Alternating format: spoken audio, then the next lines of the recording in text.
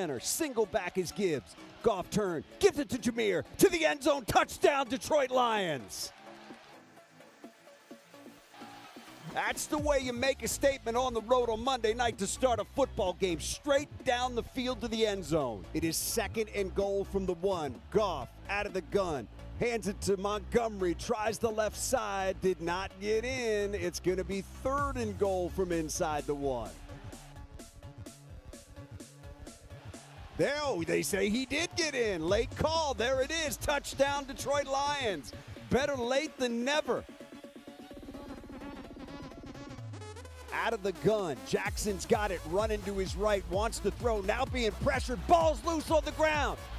It is recovered by Jackson, but it does not matter. That's Lions football. A 4th down stop by this team. Jackson tried to roll out, had a run-pass option, and Jack Campbell was there to knock that ball loose. That is a big-time stop by that defense.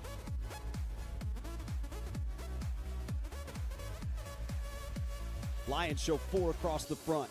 There's the snap. Jackson back, looking right. Pressure comes. Jackson still looking. Stepping up. Gonna get hit. Gonna go down. Al-Quadin Mohammed got him. Goff out of the gun. Montgomery to his right. Jared's got it back and looking, throwing right side. Wants Amon-Ra. End zone. Got it. Touchdown, Detroit Lions. What a delivery that time by Goff, where only Amon-Ra with those late hands could pull it in. And the Lions are an extra point away from drawing even once again here in Baltimore.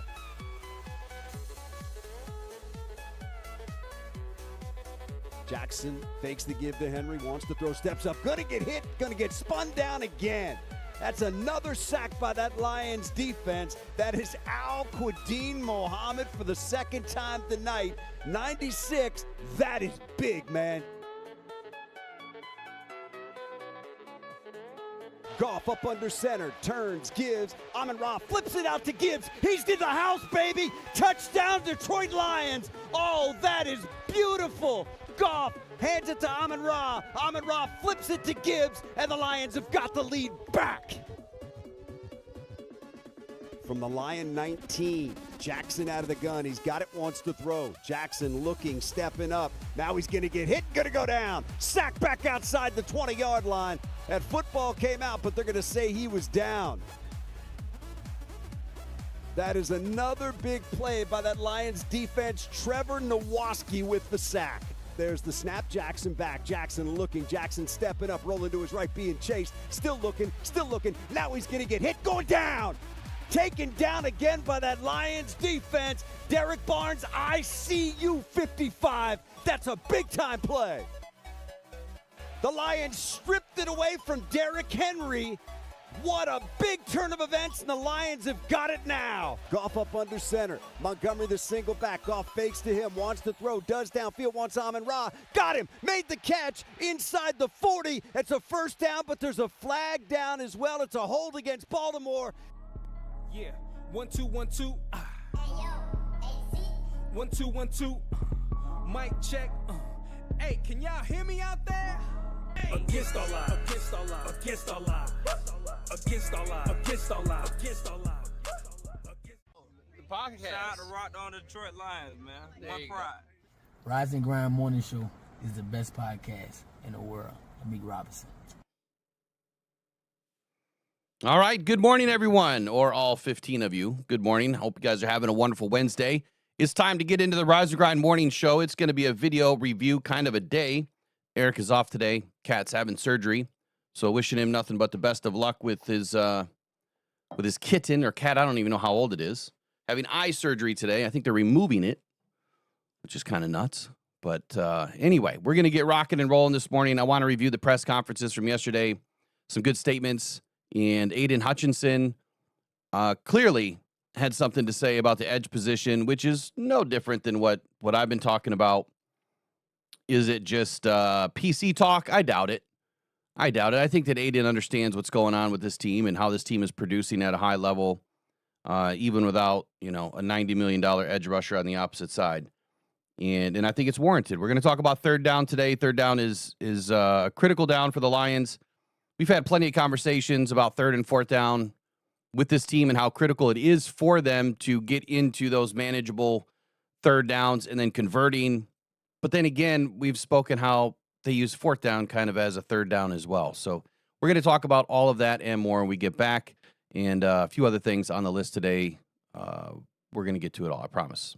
Be right back. Pressured by Hutchinson, he goes down again.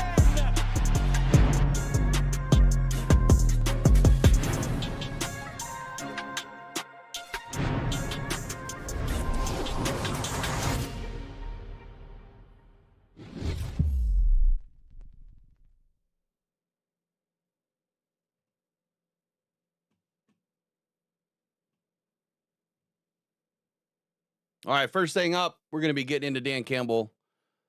Recap what he said. Let me get into a better screen. We're going to recap what he said yesterday. Where and what is happening with this team, or who and what does he have to worry about? J.J. McCarthy, he gave a lot of props to J.J. McCarthy. I think it's just coach speak, honestly. But we'll find out on Sunday, won't we? Here we go. Dan Campbell, yesterday's press conference. Obviously the Vikings, good division opponent. Got a lot of respect for what KOC's done out there and that staff and that team. They've had a lot of success. Have always found a way to win and be competitive in this league, in this division, certainly. So, good players. Jefferson starts with him. He's outstanding. Quarterback is talented.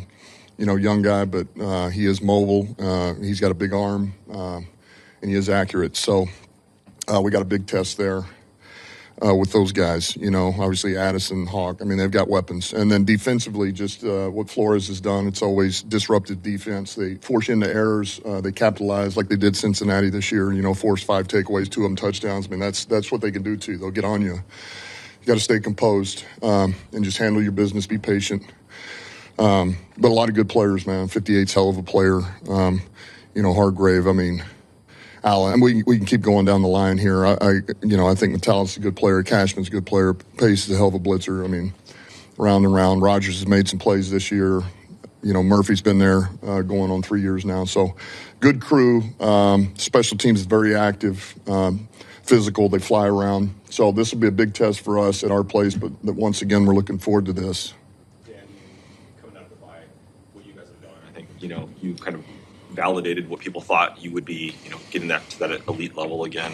A lot of expectations come with that. Do you like it? Does the team like it? Does it help you in any way? Does it hurt you in any way? Well, the first thing that I go back to is when I mentioned this about Soul in the spring, is it's not about expectations, it's about our standards. The standards are the standards, and it's about us playing to those standards, and that's the most important thing.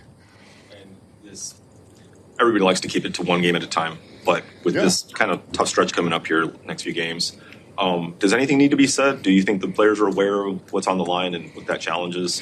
Yeah, I think, look, I mentioned to the team yesterday, I just kind of put up where everything is stacking in the NFC right now. It's very competitive, especially at this point in the season for one conference.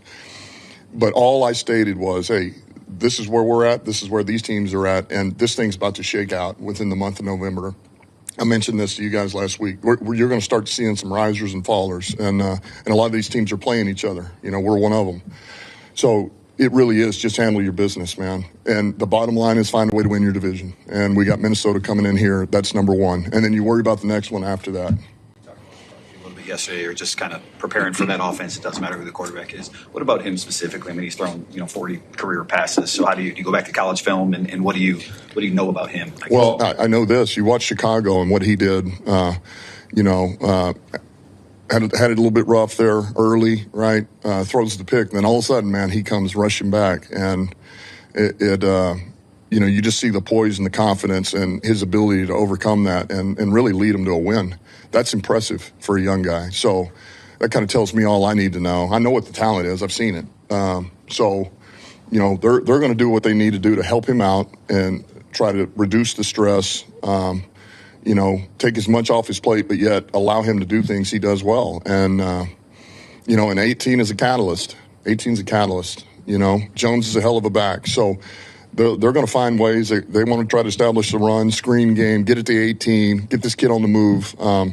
So they're going to do a hell of a job. They'll have a good plan ready, and so will we. You mentioned the names there when you listed off all the defenders. They made a lot of changes up front, bringing in Allen and Hargrave, and then Redmond's got a lot bigger role Yeah. this year. Like, what about that collective maybe works better with what Flores likes to do? Yeah, I'm glad you mentioned Redmond. I think Redmond's an outstanding player. I really do, man. I think that guy is disruptive. I think he plays the run. I think he gets the edge in the pass game. Here's what I'd say: the looking for more disruption, more of a penetrating style defense up front is what they're looking for, and you can feel some of that, but it's, for the most part, it's very much what it's been. There's a couple of things that have changed from over the last couple of years, a little bit, but all in all, it's very much Coach Flores. Being able to take the center job was huge for you guys, but I'm just curious how you've seen that energize him maybe, and where you think his level of play is compared to the last 2 seasons. Well, Graham, it's easy to see him energized. You can see it on his face. I love Graham. Graham's the same guy every day. He's just, get the job done. What do you want? Got it. I'm excited. Look at me. I'm sad. Look at me. Graham's been ultimate pro, man. He's a smart guy. He's played a lot of ball. He's thick in there. He can anchor. But I feel like he's kind of calmed us down in there. I think he's really helped those 2 young guys, and so has Decker and Sewell. They've helped Mahogany and Ratledge. But I go back to this. I mentioned this to those young guys too. Speaking of the guards, they're not young anymore. I told them that's done. We're at the halfway point here. They're veterans now, and they're expected to play good ball and even better every week, and they are improving. So Graham's been great. That was a good move, getting him in there, and he's helped stabilize us in there in the middle.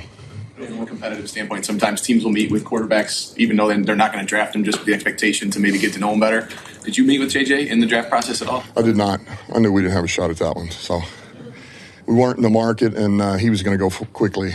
But did all the exterior work, About his college days, again, like Dave was saying, because he hasn't played a lot in the NFL. He's a winner. That's number one. He's a winner.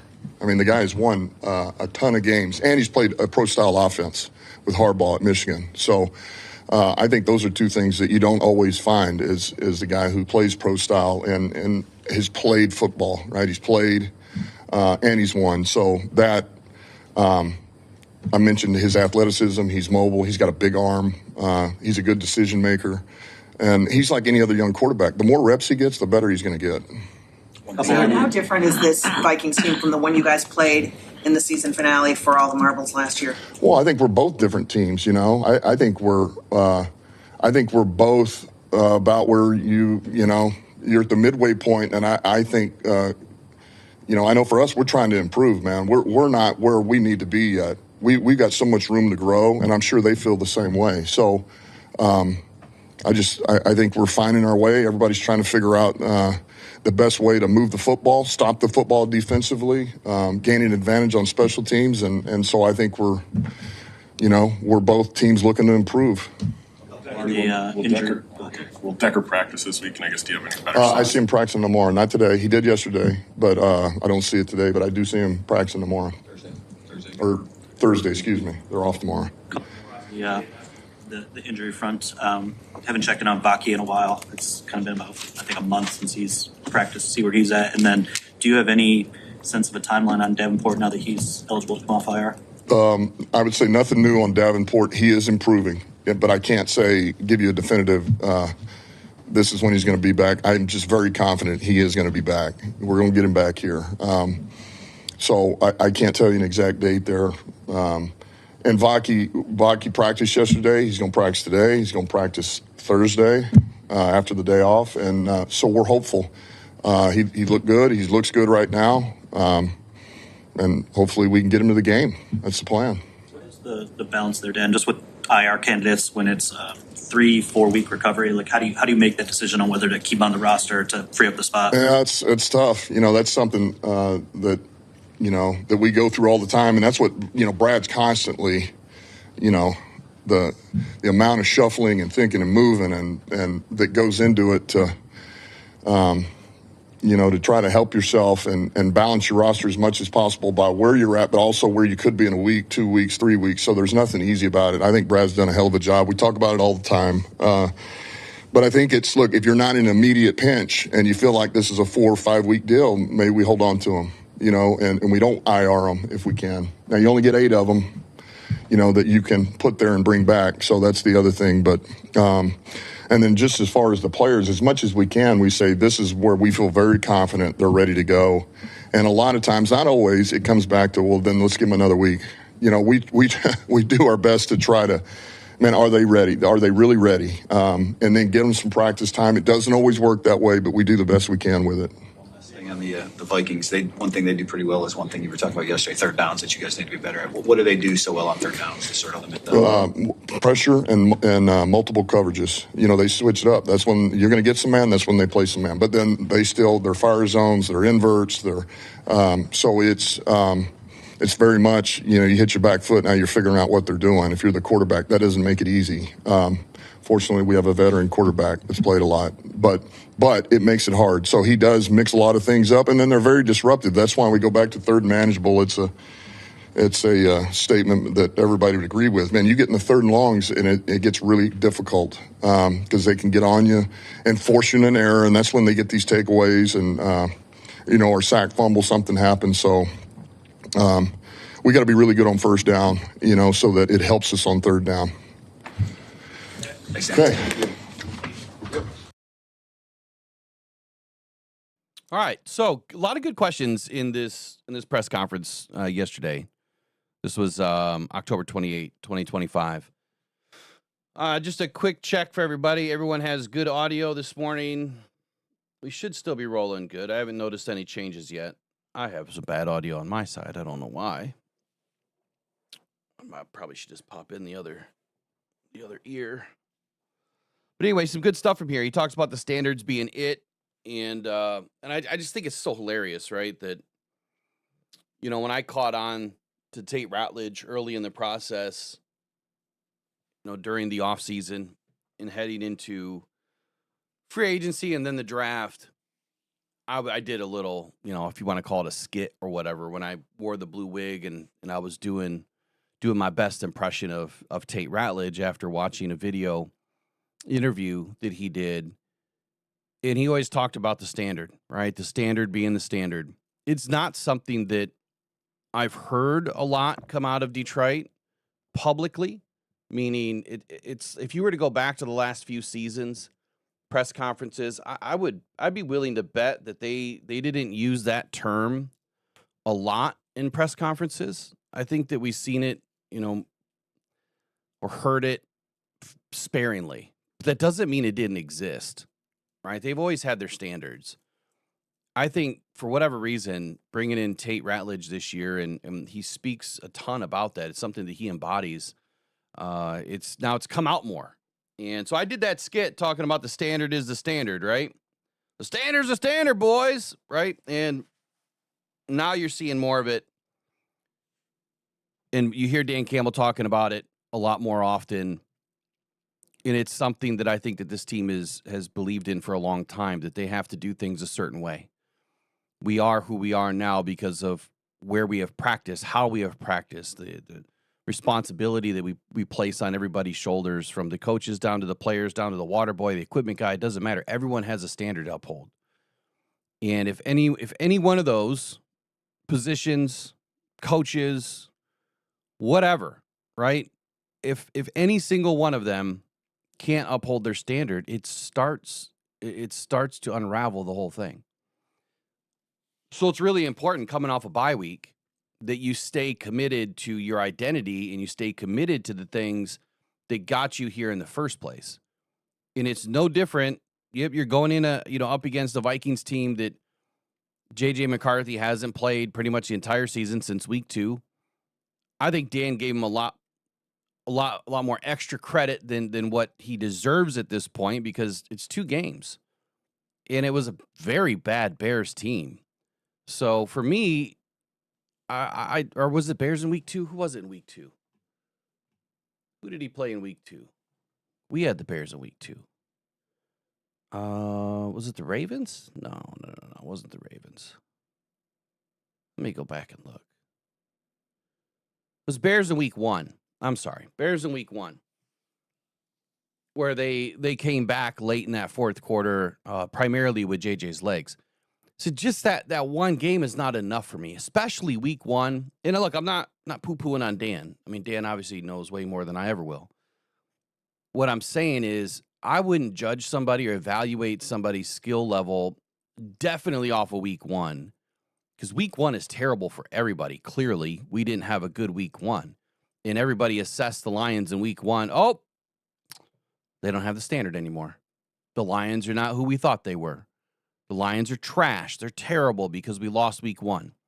And we lost to the Packers. And we didn't look right. So when you assess and evaluate somebody in week one, look at us now, right? 5-2. We should be on top of the North. It's a technicality with this, with the tie. But the point is that evaluation that just about every media outlet in Detroit had to commit themselves to, because they put it on paper, they put it on video, and they said that this team wasn't going to go anywhere. 3 wins, 4 wins, maybe 7 wins. Did that evaluation hold up? It didn't. And so for JJ, getting back in his first game, what have I always said? And I think it's reigned true largely from every player that we've seen come back from a major injury. Even just missing time, more than a few weeks. Their first game back is definitely a throwaway game. If they're coming back from Achilles injury, an ACL, MCL, PCL surgery related, where they're out more than, 12, 16 weeks, sometimes the first half of a season can be a throwaway season. Aleem McNeil, I think he kind of, he really he changed my perspective a little bit, but then again, not really. He was the exception, not the rule. He gets back in his first game back. He looked great. But then again, Dan was saying he was looking great for about a month. And they just wanted to take their time and make sure they gave him extra time to get ready. And he kind of said that in this press conference where, if we think they're ready, maybe we still give them an extra week. Anyway, not to get too lost in the sauce here, I don't think that J.J. McCarthy is going to present a bunch of issues for this defense. Do I think that we're going to have difficulty at time? Yeah, we probably will. But that's largely because of what we do. I don't think it's what they do. If their defense is able to get after us, then that's their defense giving us trouble. If our defense gives up more than 10 points to the Vikings this weekend, I would be very surprised. And I don't know what the over-under is. I haven't even looked yet. But if they give up more than 10 points, well, they definitely shouldn't. And I get it. They have JJ, Justin Jefferson. They have Jones, and he's back now for his second game. And you would expect that they're going to be involved. But if you eliminate JJ, then all you have to worry about is the other JJ and Aaron Jones. That's it. That's really all I see. Hutchinson, yeah, he could probably rip off 60, 70 yards against us, and he probably will. And that's if he's, active and playing well and is a major part of their game plan. I just don't see this game being something to worry about. I'll be there. So if it doesn't go that way, well, then I guess y'all can call me out while I'm there. And we'll see what I come up with tomorrow, and over the next couple of days. I got to hurry up and get caught up this week and get keys to the game out early and get it discussed because I think this is a game that we walk away with a pretty significant win. Now, Christmas time could be a different story. We don't know where the injuries are going to be. JJ's going to have multiple games now under his belt, and that's where I think the evaluation of McCarthy will be more accurate after he has several games, at least a half a season. Why do I say that? Well, Dan just said it himself, okay? So I'm not saying he's hypocritical or something like that, but he says our guys, Tate and Mahogany, are no longer young. You're halfway through the season. That's over. It's done.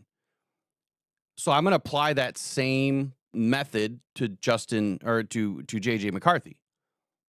When he gets a half a season worth of games in, which will definitely be by Christmas, then he's no longer young in the system. He's no longer a young quarterback. And I think by then your evaluation should be a little bit more concrete as to what that player is and what he can do in how he fits within the scheme and the team, his leadership style, everything. So I'm going to use Dan's words for him and against him at the same time, that I wouldn't put this big evaluation on JJ until he gets half a season. Does that make sense? Am I making sense? I'm trying to make sense. It's early. It's one of those days, man. One of those days that you're up at 3 a.m. just thinking about stuff. And a lot of it wasn't football. We'll just say that. A lot of it wasn't football. So anyway, good morning, everybody. We got Dwayne Keat in the house, Jay-Z, Nick P., Ornery U of M Dad, John Desage, Todd Budry. Who else is in here today? Maureen's in the house. Trace, of course, kicked us off this morning. Andrew Isham. Appreciate your comments this morning. Andrew Isham had a really nice comment. He said, I kind of love how everybody in this chat is so, respectful towards each other, treats everybody good. And, it's hard. It took a long time to get there. And quite honestly, Andrew, I have to credit the mod team with that.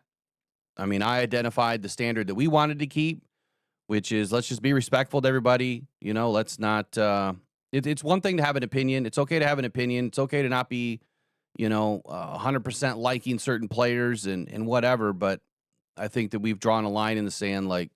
Do we really have to be idiots about it, or can we just be adults? And maybe this is the adult hangout. I don't know. Someone has said that too, that this is where the adults go to hang out. I think there's some other good channels out there too that do a really great job. Different style. Everyone has a different style and a different standard. So mine, I guess, is just a little bit, I don't know, more analytical, I guess you would say. But anyway, good morning, Brandy Coffee, Bill Rowland, Elaine Hill, Mark Parker, and hey, someone handed out some Rockhound Detroit Lions memberships this morning. It looks like Trace did. Big shout out to you, Trace. Appreciate you.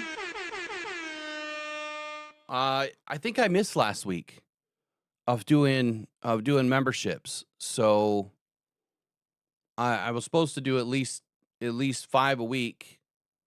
I'm gonna have to go back and look. We'll do some more tomorrow. We'll get that set up tomorrow. And we'll get some more memberships in. I'd like to do it when we have a lot more people in. I don't know where our count is right now. Looks like we've got about 80 people in. So we'll hand out some more memberships tomorrow. We should have a much bigger day usually on Thursdays. So anyway, good morning. Let's get into a little bit of a breakdown here, a little bit more of a breakdown here on the press conference. So poison confidence for JJ. He says that he can see it. He's confident. He thinks that the Vikings are going to try to help him out, take as much off of his plate as possible. And I think that speaks to JJ not having a lot of time in the system, right? And coming back from an injury, having to work on a lot of mechanics and fundamentals, as been reported by multiple Vikings outlets over the last couple of weeks. They think that they're going to focus on establishing the run. Yeah, good luck with that. That's not going to happen. And then utilize the screen game. That I do see, especially with Aaron Jones back there and Justin Jefferson. I have not looked at their injury report yet. Let me pull it up just so I can speak intelligently. Try to.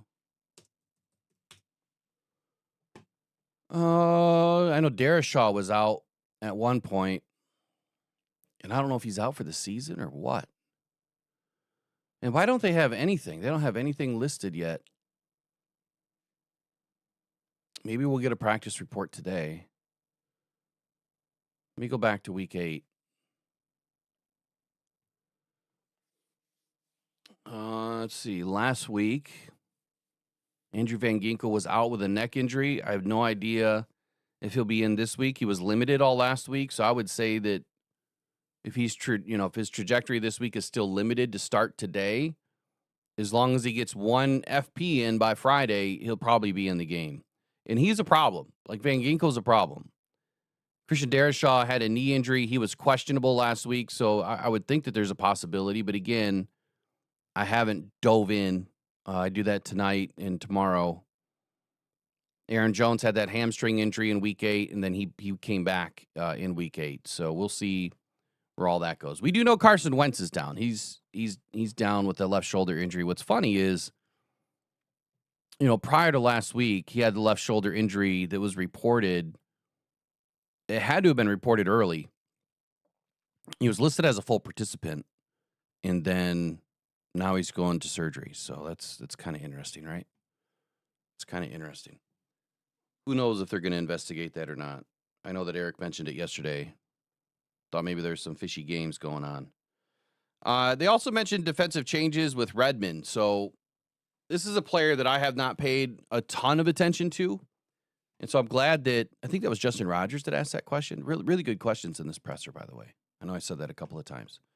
But Jalen Redmond, he's only 6'2", 291, playing on the defensive line. And when I take a look at what he's done now, 2 seasons, drafted in 2023, excuse me. No, undrafted. No, hold on. Drafted by Carolina, picked up as a free agent. I'm not sure where he was drafted. It doesn't say on PFF. But his grades, again, like I don't care about the grades with PFF. They're pretty solid. 76 overall, 66 against the run, 68 in tackling, 79.6 in pass rush. That's a pretty good grade. He had an elite grade against the Chargers last week. He had 9 tackles, no sacks, 1 hit, 8 hurries, 1 batted ball. Is that 2 TFLs? What is that? I'm sorry, 2 tackles, 9 total pressures, excuse me.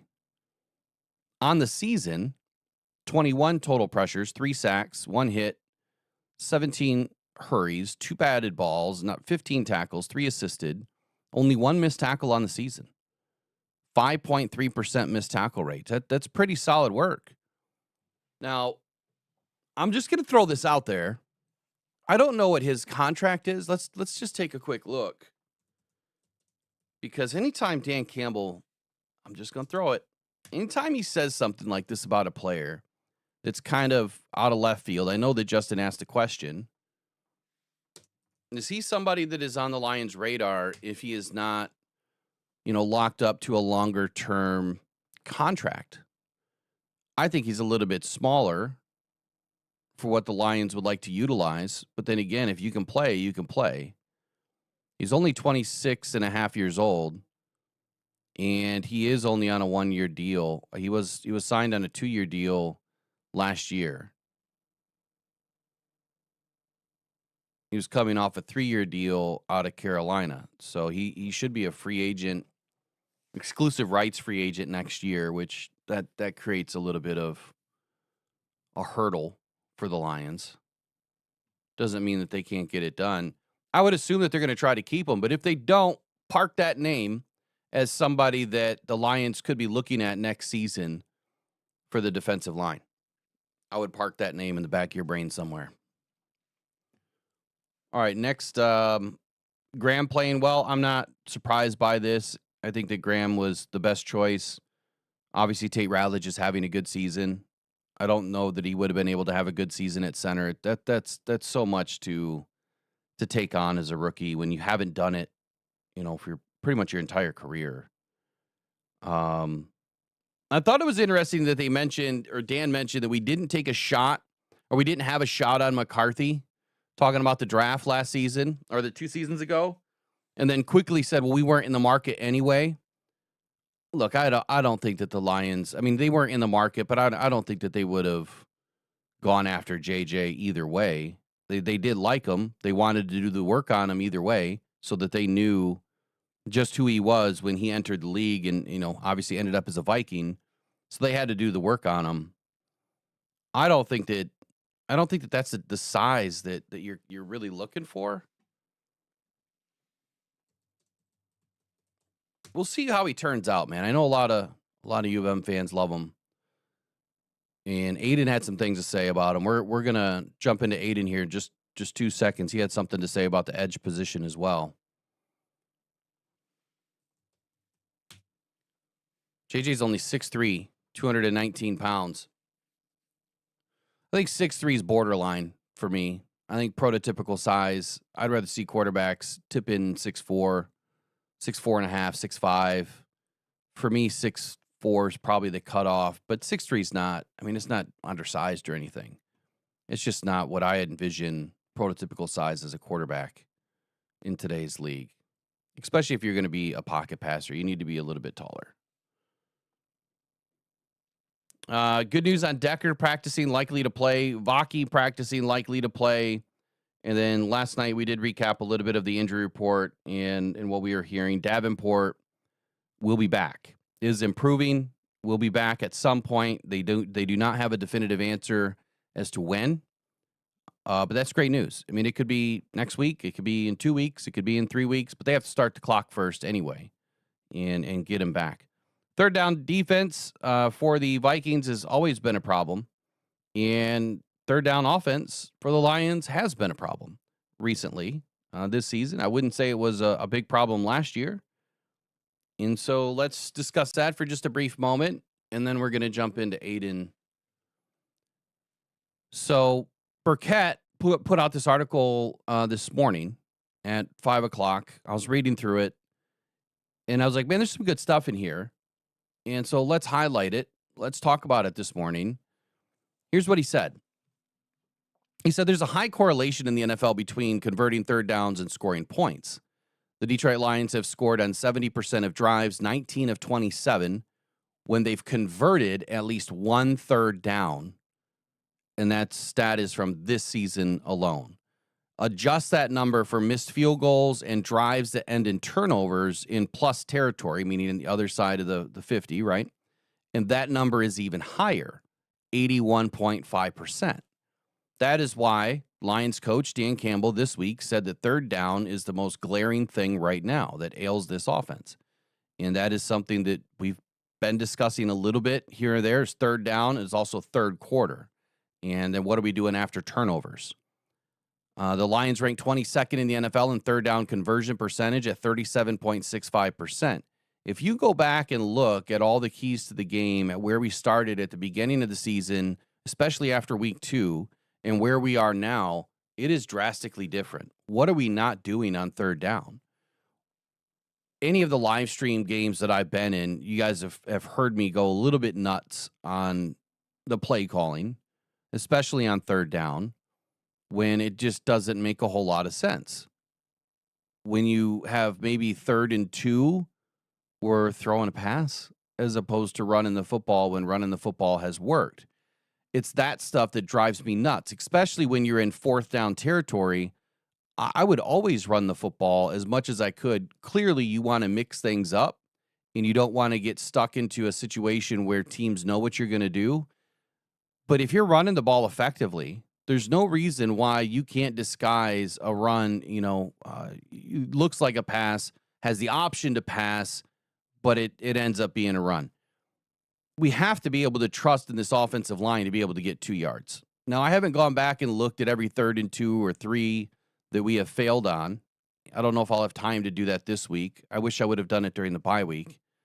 But he goes on to say that a full 10% points below where the Lions ranked last season when they led the league in scoring and finished 4th on third downs at 47.57%. 10 points is a big deal. 10% is a big deal, especially when you're talking about one down. If you're converting on 50% of third downs, that's huge. If you get 10 opportunities in a game and you're converting half of those third downs and you're scoring at 81%, let me see if I can do that math. So if you convert on third down at 50% on 10, that would be 5. And then you're converting 81.5% of those into scores. That's 4 touchdowns a game. It's 28 points. Right? The numbers add up. 81.5% of 5 is 4.1-ish, rounded up. So 4 touchdowns, 28 points in a game, just converting 50% or close to 50% on your third downs. And that's at least 1 third down. What have I been saying, man? We got to get rid of third down, right? We have to use our second down to get to another first down as much as possible. Open up this playbook, but I'm going to go back to J-Mo. Like, what happened? I know that Amon-Ra St. Brown has been our chain mover consistently, but I have not seen enough work over the middle this season compared to last season, or even the season before that, where we're utilizing Amon-Ra St. Brown in the same fashion that we did, and we're using Jamison Williams nowhere near enough, and definitely not running the same routes that he was. And I think that those are the things that need to be fixed. My biggest call prior to the bye week, going into the second half of the season, was Jameson Williams is going to need to break out. We need him back doing the things that he's doing. I don't really care about, well, his yards and his stats are very similar to where they were last year at this time. It's drastically different. And the reason why it is you go and look at what he was able to do this year on, bigger plays. And I think that skews the numbers to make you think that things are okay on the surface. If you just looked at it, if you looked at the stat for stat and you said, okay, last year he had, let's just throw out a number, 400 yards through week 8, and this year he has 370. You look at that and say, there's no concern. He's about even where he was last year. But then if you look beyond that and you see, well, he had, 3, 4, 5 plays over 30 yards this year, and last year maybe he only had 2. That's a big difference. So that really skews the numbers quite a bit. Jamel's just not being inserted enough, and I think in critical situations, and putting him in ability, or giving him an opportunity and creating an ability for him to win. And whatever that is, I have a feeling that they worked immensely on that during the bye week to fix that problem. And I hope it shows up on Sunday. I really do. I'm expecting Jameson Williams to have a bigger impact in the game this weekend. He needs to. I think for his psyche, I think it's important that you get him back involved in the offense so that he doesn't look so down, when he's leaving the game or going to the sideline. And I'm not saying that, he's depressed about his situation or down about the situation. He just looks that way, right? Body language, it stares at you right in the face. And he just doesn't look like he's as happy as he was last year when he was making plays and felt like he was a key contributor to the offense. We'll see where it goes. I think that I think it's time to get him involved. Oh, that's interesting. Bears signing CJ GJ. Oh, geez. Well, we get to see him one more time this year. He probably won't be on the team by then. Lord. Attila, who said that he was going to be back by 11:23? Got to do us a favor. Like, if we put rumors and speculation, try to put a source with it too. That helps us to go validate it, look it up, get you the right info. Or whenever I do make calls to ask about specific info or specific people, it would help. And I would say that timeline is probably about right, but let's do the math. Is that really? Oh yeah, that if that's the same date that he had out a couple of weeks ago, then that would make sense. But here's why it makes sense. You're coming off a bye week. Okay? You could have started the clock last week. That wouldn't have made any sense. So let's say you started the clock today. Let's say you started the clock today. What is today's date? The 29th. So if you started the clock today, that gives him 3 weeks to get back onto the team. That puts you right smack dab in the week of New York Giants. Right? So it's kind of, is it I know information, or it's a best guess scenario because it's literally timing. If you started the clock on November 2nd or November 3rd, and you have 21 days, that puts you back by New York. So if this goes into next week, if it goes after the Commanders game, or I'm sorry, after the Vikings game, well, then his likely return date would be the Packers game, right? If it goes after the Commanders game, his likely return date would be the Cowboys game. That's I think what people are trying to do when they say, I heard this, I know this. Not saying Jimmy did that. Or I've got inside information. No, it's just 2 and 2 equals 4, right?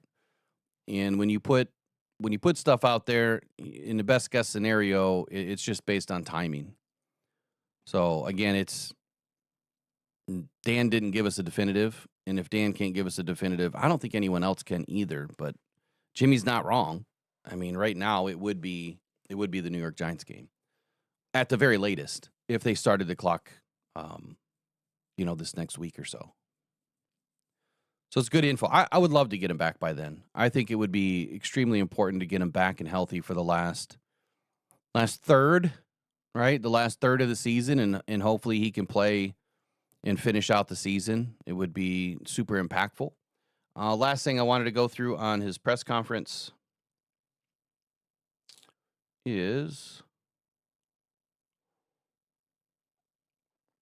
I guess that's really it. That was really it for Dan. The third downs. There was a couple other things in this article that they were talking about. The Lions allowed 2 third and manageable sacks against the Bucs. One when David Montgomery got beat in pass pro, and then a second when Jared Goff's first read was covered. Both tackles allowed pressure. Yaya Diaby knocked the ball out of Goff's hand for that fumble, and the Lions obviously didn't convert on a third down in the second half. That wasn't by a penalty, which is interesting. Tampa has a good defense, but there's no reason why you can't find, with all of these crazy good players, that you can't find somebody to go win. They use Gibbs quite a bit, but man, do we need to open up the screen game? What is going on there? Why have we totally left this alone? I'll go back to what I said last week and the week before. I think the second half we're going to see a little bit of a different version of the playbook. I'm hoping. Again, 2 + 2 = 4. We have to see something different. We have to. You can't be stuck in the mud. If they do the same thing that they've been doing, and Dan kind of alluded to this in one of the press conferences. I don't know if it was Monday or if it was at the tail end of last week, where he had mentioned that the self-scouting portion of the bye week really opened up their eyes to a few things that they were doing that they have to correct. And obviously this is one of them. He's not going to tell us who on the defense or offensive side of the football really can play better, or, there's corrections that need to be made, because that would give the other team an advantage. So we'll just see where it goes. But I'm expecting that this offensive playbook is going to open up a little bit more. And hopefully we don't see J-Mo only getting targeted downfield. Last season, he had like a 12.7 yard average depth of target. And this season, I think it was pushing 17 yards at one point. You have to bring him back. You have to get J-Mo involved earlier in the progression and the route tree for this offense to be more effective, my opinion. But last year, it was working a little bit better. Johnny Moe said, explosives, explosives, explosive. That's what we want to focus on. Where are the explosives? Run game, we're getting some. Pass game, we're getting some. But we're not getting them, I think, at the clip that we want to see, the Lions pushing the ball downfield. They need to do it. Week 1 versus the Packers, the Lions were 2 for 5 on mid-range third downs in that 27-13 loss to the Packers. So if we were 2 for 5 on just mid-range third downs, that's a lot less than where we should be. You'd be ahead of the curve if you're at 47.5% last season. You'd be ahead of the curve going 3 for 5, but 2 for 5, that's just not good enough. That one extra third down could have potentially added another touchdown, bringing that score to 27-20. And then who knows from there, right? The game's wide open from there, and you got a shot. In the Week 6 loss to Kansas City, the Lions went 2 for 3 on third and manageables, which is a much better rate. But the lone miss happened on a 2-yard run by Montgomery on 3rd and 4 when the Chiefs cornerback Trent McDuffie came unblocked on that play to make the tackle. And that's a problem. You can't allow someone to be unblocked. And it goes on to say that Amon-Ra St. Brown was responsible for blocking McDuffie, and he got picked up on the play. He got picked on the play by Laporta's block of another Chiefs defender. So miscommunication. They missed it, and that's why they didn't get that first down on the run there. They definitely should have. Definitely should have. All right, we're going to get into Aiden. See what Aiden had to say. Talked about the edge position, talked about J.J. McCarthy, and we'll roll it right now.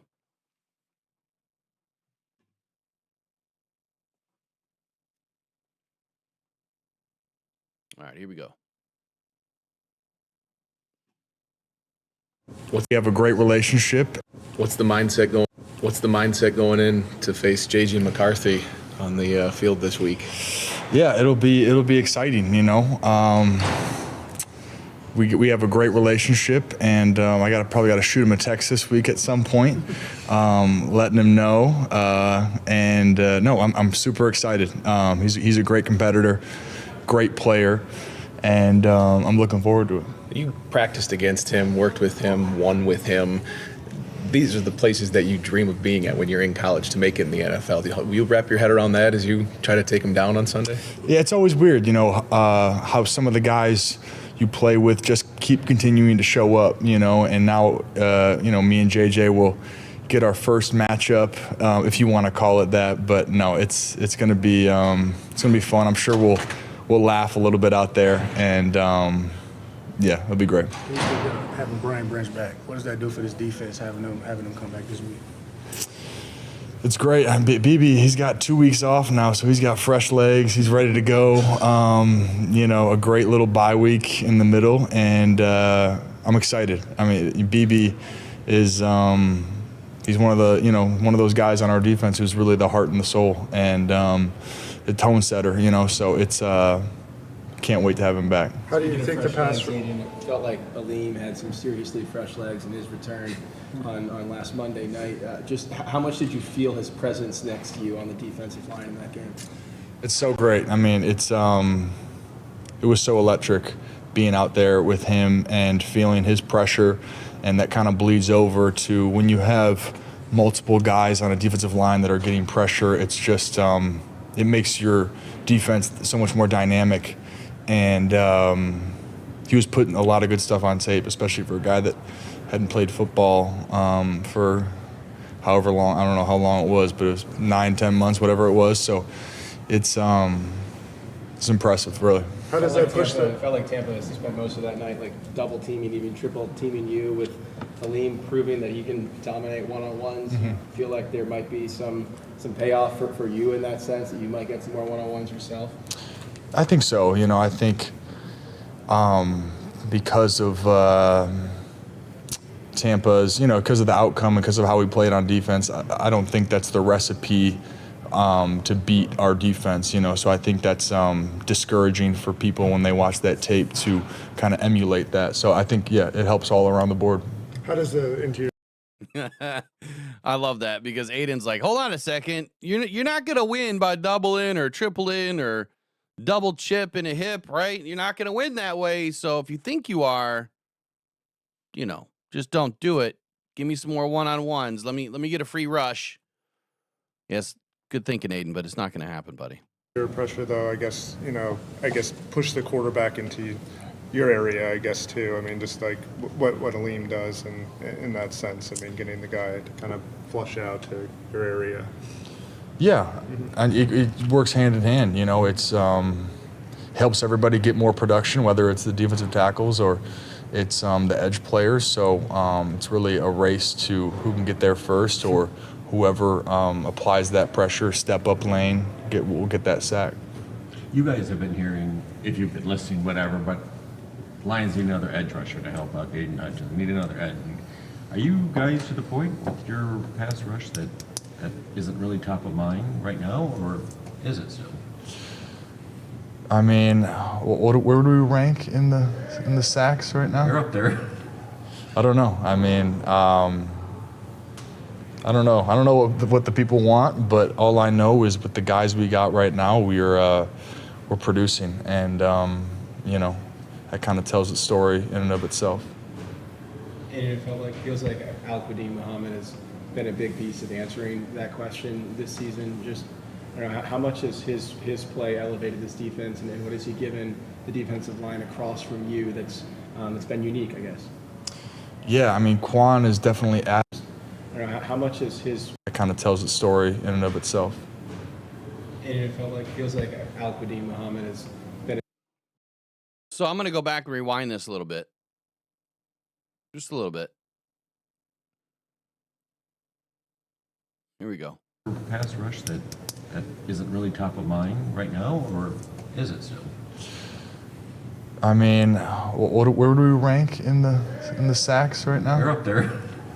I don't know. I mean, I don't know. I don't know what the people want, but all I know is with the guys we got right now, we're producing, and you know, that kind of tells the story in and of itself.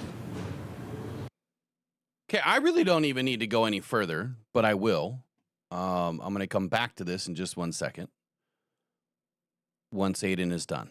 And it feels like Al-Qadim Muhammad has been a big piece of answering that question this season. Just, I don't know, how much has his play elevated this defense, and what has he given the defensive line across from you that's been unique, I guess? Yeah, I mean, Quan has definitely added like this layer of pass rush that probably not many people thought, you know, was going to be the case this year. And not anything against Quan, but, you know, it was going to be me and Marcus, and then Marcus going down. Quan got this unbelievable opportunity, and he's made the most of it, and that's a credit to him and his mindset and how he works and his ability too. I mean, he's really putting so much good stuff on tape, and it's a credit to him. And I'm happy for him, and I hope this serves him well, and I hope he continues to produce so he can, you know, get paid next year and use this to really put a great stamp on his career. Does he rush in a way that's especially complementary to the way that you rush? Like what's that dynamic been like? Yeah, we rush pretty different, you know, but so I think it works in that way that it is complementary, and you know, he's even rushing inside a little bit and still cooking inside too. So it's impressive. Do you guys know where you rank in sacks? I believe we're third. Sure. Maybe if that was before the bye week, maybe we're a little lower because of the game off. But I believe we're third. I'm not sure though. I think you might be right. Yeah. Third Right. per game. There you go. Per game, right? Okay. Yeah. There it is. Have you seen Kelvin grow in the year that he's, you know, so far, I guess, as DC? And I mean, you know, it seemed like he made some adjustments even during week one. You know, you were talking about not wanting to drop as much, I guess, in coverage and stuff. And it seemed like he listened to you guys and was able to process it. And then, you know, so far the scheme seems to be adjustable from week to week based off of what you guys have put on tape. I mean, how has he developed, I guess? Oh, yeah. He's super adaptable, and I think that's what makes him great, and it's going to continue to push him to be even better, you know? And we still have strides to go as a defense, and we had a good game last week, but this league is all about the next week and the next game, and everybody seems to forget about the past. So got to do it again, and he's going to continue to evolve, and it's exciting, really. You did drop out, and didn't you stop a screen pass last game, or at least assist in that? No, I didn't drop too much last game. I don't think so. I assume you played against friends before, but J.J. McCarthy is it strange? Like, you have to try to hit him hard, I would assume. Is that... Yeah, I think I texted him when we got drafted, telling him I'll roll off a little bit on the end and not try to, you know. But it's going to be fun. It is fun when you play against, I mean, even last week playing against Ben Bredesen, we played together for a few years, and you're able to share in the moments in between that people don't see. You share, you know, good moments, funny moments, laughing. So it's going to be fun. It's going to be a lot of fun, and I'm hoping it's going to be a good one. Could you tell back in 21 when he started stepping in and taking over that job that he was special, that he was different? Back in 21, he wasn't really... Didn't play too much. I guess he did. Yeah, he was woven he was in more with of the packages. just a runner. So, yeah, I don't know. Not in 21, I don't think I knew, but I think after that, I had a good idea of, you know, what he's capable of. And now he's went top 10, I believe, and yeah, we'll see. He hasn't played too much, so we'll see. What's the fun stuff last night? All right, let me get out of this screen here. Okay. Rolling into the team pass defense stats and that we'll get into that in just a second. But what I wanted to comment on here is what Aiden just said. He says, I don't know what the people want, but we are producing. The people that they have on the defense, the players that they have on the defense right now, it's working. Right? It may not be as much as what fans want, right? But I think what we fail to recognize is looking at the other teams of what they're doing. And that's what we're going to do right now. The Lions are producing just fine.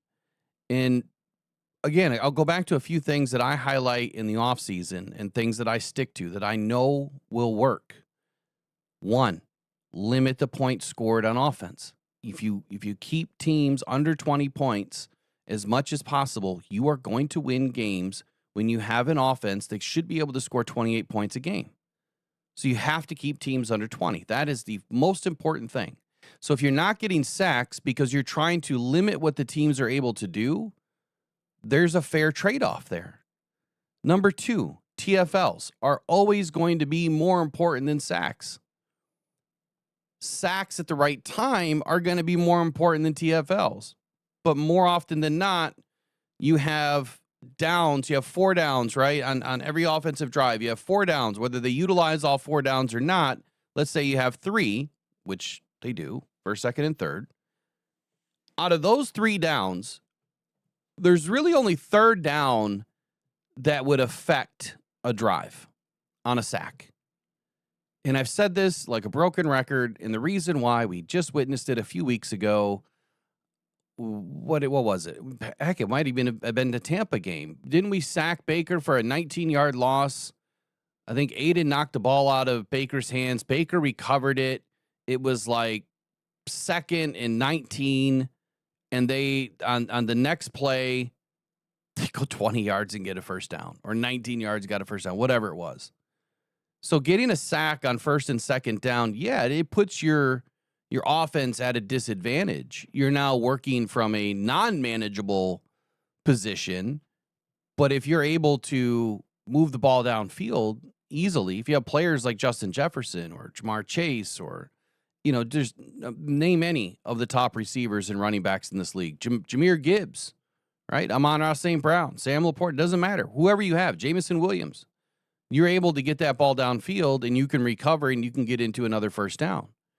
If that sack comes on a 3rd and 4 and it is now 4th and 10, they're punting unless they're down by 20 points and it's the 4th quarter. So again, that sack would help more on 3rd down than it really does on 1st and 2nd down. So what's more important? Just getting TFLs. If you can't get after the quarterback, or if you're not getting after the quarterback on 1st down, let me get out of this for a sec. If you don't get after the quarterback on 1st down or 2nd down, and what you're doing is playing from a leverage position, and you're trying to play with more contain, what have we noticed? What did we do against the Ravens? Shut them down. So if you're playing from a position of leverage and you're trying to keep all of their offensive players from breaking big plays, 1, you're going to shut down the explosive ability. 2, you are now able to get more TFLs because you are putting more resources in an advantage position to be able to get after the running back or the quarterback if need be. The jet sweeps, the tosses, I don't care what they're running, the screen game, that's where TFLs can rack up in a hurry. And that's why I've always said TFLs are going to be way more important, and you should have more TFLs, quite simply because you have more offensive playmakers than just one quarterback. A TFL is just a sack on a running back. It's a sack on a wide receiver. It's a sack on a tight end. It's a sack on a fullback. That's all it is. It's just called a TFL, tackle for loss. Whenever you drop a quarterback behind the line, it's a sack. So when you look at what the Lions are doing, and you look at the fact, let me bring this up now, that they're top 5 in the league, even after a bye week. They're top 5 in the league right now. Hopefully it stayed in place. Let's find out. It kind of stayed in place. Not really. Oh, not at all. I moved screens, so I screwed it up. Let me fix it real quick.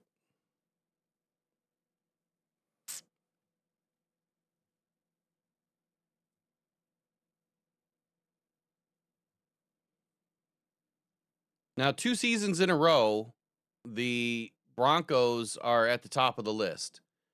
Why is that? So I kept hearing this last year. You know, a lot of fans were clamoring, but look at the Broncos. You know, look at what the Broncos are doing. Why are they number one? And we need to do what they're doing. We need their ends. We need their players. You know, this look is not even working. Hold on here.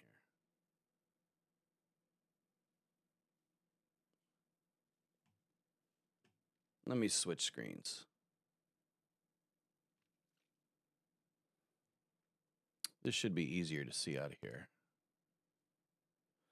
Put all these graphics together, and sometimes they just don't work. They don't work well together when I'm trying to help you guys see it and blow it up a little bit. And I guess I could start taking images and go back to doing it that way. All right, let me slide this over.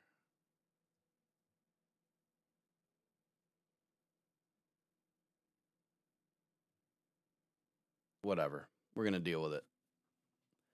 Okay. Right now, after 8 weeks, games played, Broncos played 8 games. They have 36 sacks. Okay, so they played one more game than the Lions. The Rams have 7 games. They have 26 sacks. The Bucs have played 8 games. They have 25 sacks. The Browns have 8 games. Myles Garrett just had a 5-sack game, and they have 24 sacks.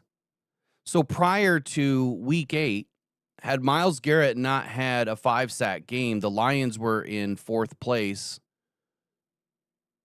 and they've only played 7 games. And right now we're in 5th place, and we are a game behind the Broncos, the Bucs, and the Browns. We are neck and neck with the Rams, and we are only 3 sacks behind the Rams. I don't know, again, how much more you really want, because when you look at the numbers across the board, if you look to the right, it's highlighted in blue. 36 is the Broncos, 26 is the Rams, 25 is the Bucs, 24 is the Browns, and 23 is the Lions. So how much more do you really want? Right? How much more are you really expecting? Because we can just go back to many seasons of the Lions overcommitting, right? The Lions doing way too much, Aiden doing way too much, getting behind the play, opening up rush lanes, and then we've got mobile quarterbacks gashing us all over the place, or the ball's getting thrown deep downfield because now we've lost our leverage and containment, and the quarterback's able to extend and get horizontal. And so what the Lions have done is they've tried to play really solid football from all aspects. Don't overcommit in one certain area. Don't undercommit in a certain area. And at the same time, you're gonna hold guys accountable by staying in a containment style of a defense. We're sending more linebackers than we have before, which I expected this season. Being in 5th place, that's a great place to be, but how many games have been won by getting the most sacks? The Browns just had 5. They lost the game. The last time the Aiden had 4.5 against the Bucs, we lost the game. The sacks are not going to help you win the football game. They can if it's the last drive, it's the 4th quarter, it's under 2 minutes, and the team's driving, they're at the 50-yard line, it's 3rd down and 2, and you sack them for 8 yards or 6 yards because the quarterback decided to scramble, and now you've put him into that 4th and 8, 4th and 10 situation, and they don't have anything to do but either punt it or try to go for it on a long 4th down play, and then you're able to really set up shop and shut that down too. So they can help you win games. I'm not doubting that. I'm not saying that sacks are not helpful. They are. It's just they're not the end all be all. ladies and gentlemen. They never have been. They never will be. Pressure is important. Getting pressure and making sure that that quarterback is uncomfortable is the most important thing that this defense can do. But if you are overcommitted and you're trying to bring too much pressure, case in point, whenever you run a zero blitz, what happens? If you don't get to the quarterback, what usually happens? It's a huge play going the other way. Why? Because you got one safety out there that's trying to hold everything down. And everyone's in man defense.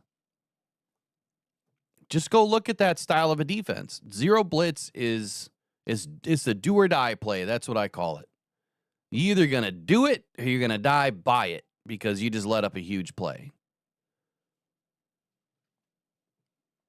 So stats are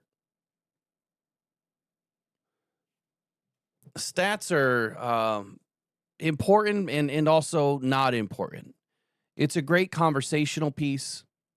I think that it's always fun to watch a player have success getting after the quarterback. It's always fun to watch.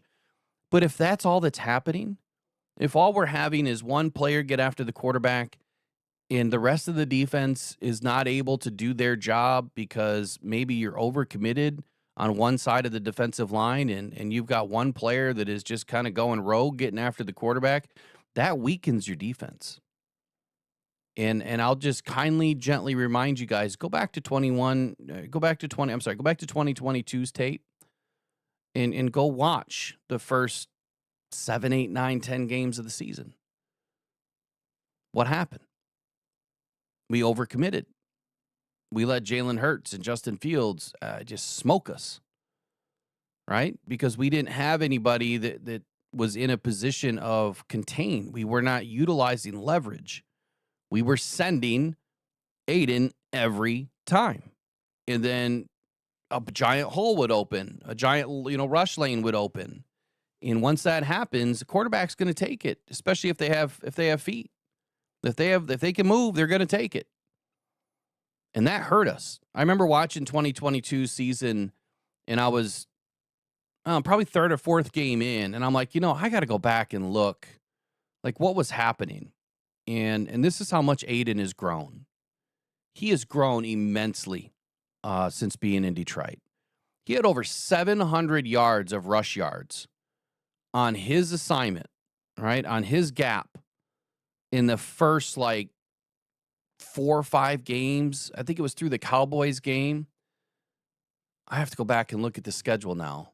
I don't think I ever saved all the work that I did, but it was over 700 yards between running backs and quarterbacks coming off of his assignment. And not necessarily outside the edge, because that's really the nickel safety the nickel back or the safety's role, or even the cornerback is really outside the edge. That's really their job. I'm talking about everything coming in off the C gaps, even the D, I guess you could call it. Over 700 yards of rush yards. And since then, 23 was better for Aiden. 24 was better yet. And 25, I think that it's a little bit of a mixed bag at the beginning. I think that Aiden has been put in some different positions, just like all the rest of the players have been put in different positions now to do some things that are a little bit different schematically. It's working, and then sometimes it's not working. Well, the times that it's not working, I think there's miscommunications or guys are just not in the right position. And that's going to happen from time to time, but it can't happen all the time. So go back to 2022 schedule. Look at the first few games here. Eagles was the first game of the season. And Jalen Hurts had 90 yards of rushing in that game, 17 attempts. Miles Sanders had 96 yards on 13 attempts. They had over 200 yards of rushing that day on the ground and 243 yards of passing, over 500 yards all day. A.J. Brown had 155. Dallas Goedert had 60. Nobody else had really anything in the pass game. So they ate us alive. And if you go back and watch the film, you're going to see where he took every single one of those wide arc gaps that Aiden left behind. Every one.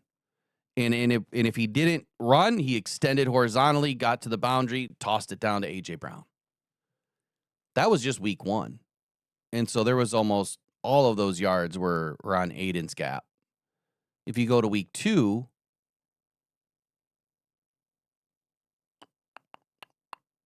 let's see.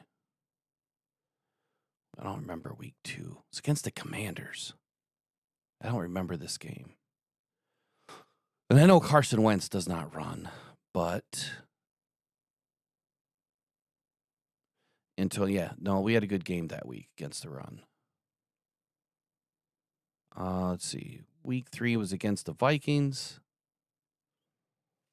And Kirk Cousins, he doesn't run. But Dalvin Cook had a good game, 96 yards. You get into the Seahawks. Okay, so there we go. I think that was Geno Smith. Yeah, Geno Smith. Rashad Penny, 151 yards on the ground. Geno Smith, 49. Kenneth Walker, 29. So again, over 200 yards of rushing. And a lot of that happened because you're breaking the containment cycle and you're over leveraging yourself on the outside. And I can speak to this only because I know I did the work. I don't have the work in front of me, but I know I did the work on it back then because I was super intrigued as to what the hell was happening. And then the next biggest game was against the Cowboys. It was Pollard, I believe. Here, let me just pull it up. I think Pollard had a hell of a day that day. 83 yards in one of the biggest runs of the day. I think it went for like a 50-some-odd yard touchdown right through Aiden's gap. So a lot of this, you stretch the defense, you stretch your defense out. That's exactly what an offense wants to see. They want to see that defensive line getting horizontal. They don't want to see a tight, packed, pocket-pushing defense. They want you to get spread out. You open up those gaps, you open up those run lanes, and you take advantage of it. Dak Prescott didn't do squat on the ground that day. But Pollard hurt us. We ended up losing 24-6. So anyway, enough of that. I'm not going to go deep off into the weeds on all of that. But Aiden, look, our fearless leader, okay, on the defense. You have to trust him. You have to be able to trust what he says. You may not agree with it. But if AQM is doing his job, right, we have a lean back now. I think that you're going to see a totally different defensive front than we've seen in previous weeks. Tyleek Williams might actually have some ability to get after the quarterback now. We know Aleem is going to get after the quarterback. But having those two guys, next to each other working, or even all three, Reader, Aleem, and Tyleek at times when we get into the 5-2, that's going to be impressive. That's going to be super impressive. When it happens, I think it'll be a big success. We have the body size, the body type, the speed.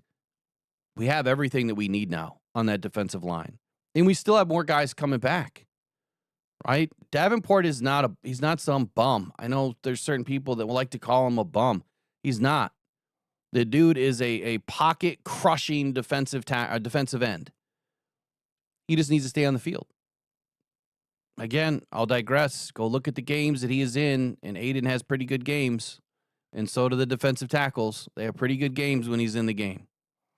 More importantly, it's what our linebackers are able to do. When you are this good up front and you don't have to get after the quarterback all the time with your defensive front four, now you're putting your linebackers in a position to win. This is where I'm going to make the comparison. Why are the Denver Broncos so successful? They run a 3-4. So they have smaller, leaner, faster guys on the outside. They still have 3 down defensive linemen, but they have smaller, faster linebackers on the outside that are getting after the quarterback. Why do you think Shepard is using our linebackers a little bit more? And I really believe it's going to happen even more so in the second half of the season. We're having good success. So trust in Aiden. I don't think he's just sitting there giving people word salad or, trying to make light or fun of a situation. The team is 5th in sacks. Like, it doesn't make any sense to me. What have a lot of people been saying? A lot of SOL fans, a lot of fans saying we need more. Aiden needs a helper on the other side. Does he? Yeah, we were right in the middle of the league the last couple of seasons with sacks, which don't frickin' matter. They really don't. Why? Because the team that had the number 1 sacks in the league this year and last year did not win the Super Bowl. That's why. Matter of fact, the top 10 teams, top 10 with sacks, none of them won a Super Bowl this last couple of seasons. The Chiefs and the Eagles were right in line with the Lions. And if you go back and look at the playoffs, and I did this last year, I did it in a video, I believe. But if you go back and look at what I highlighted about the playoffs, how many sacks there were in the playoffs that helped the game. And I attribute it by points. So if you score a touchdown or a field goal after a sack ends a drive, or even if you had a sack on a drive, and then that offense doesn't score, okay, they get a 0 points. And then if your offense takes the field after your defense had a sack at any time during that drive, and they get a touchdown or a field goal, well, they get those points. And I did that for every game. And at the end of the day, the teams that had the sacks did not win. They did not win the point differential. I know it's a little bit crazy to go through all of those stats and analytics and put all that kind of stuff together, but I did it because I'm trying to help educate myself and everybody else to show, look, this is what is real. This is what is tangible. This is what is happening. Let the players do what they're doing. Let the defense do what it does. I think the biggest heartburn that we had last year at times and in years previous was Aaron Glenn's stubbornness. And that seemed to hold us back more than anything, putting players in positions that they weren't successful in. And I'm glad to hear that Dan Campbell and others had mentioned this, over the last couple of weeks, saying, hey, we need to put players back into doing what they do well. Let them win. Let them be successful. Let me go back to the chat. I know there was a couple of things in here that you guys are saying.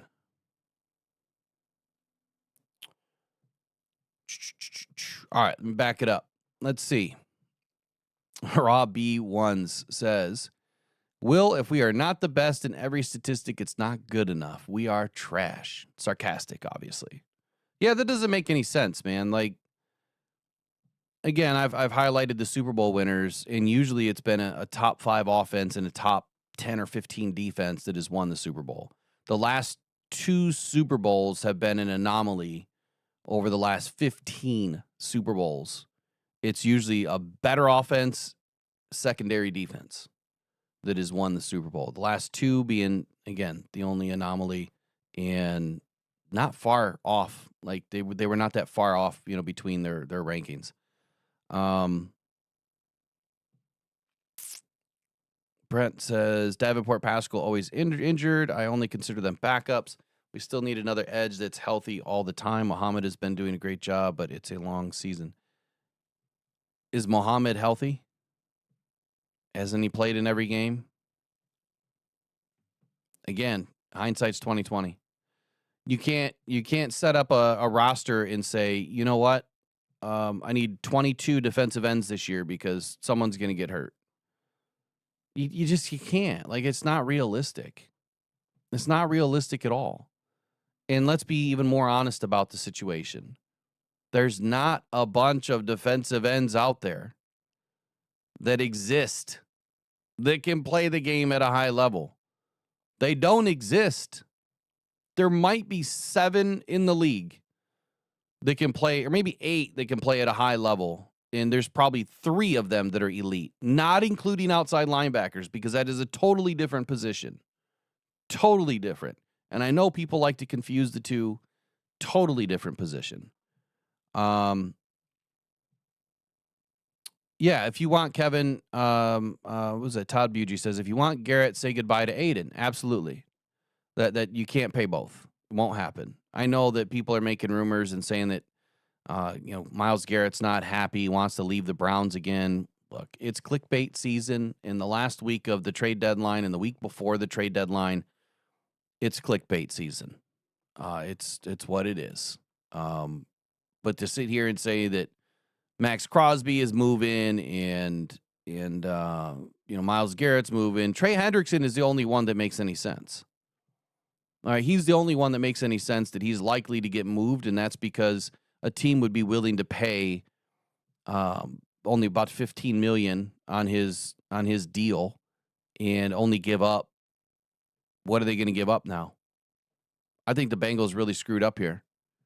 If they really think that they're going to be able to keep Trey Hendrickson and pay him, then they're not going to release him. They're not going to trade him. And if you think about that even a little bit further here, why wouldn't they have taken the 2 first-round picks this free agency period? They were offered more than 2 first-round picks for Trey.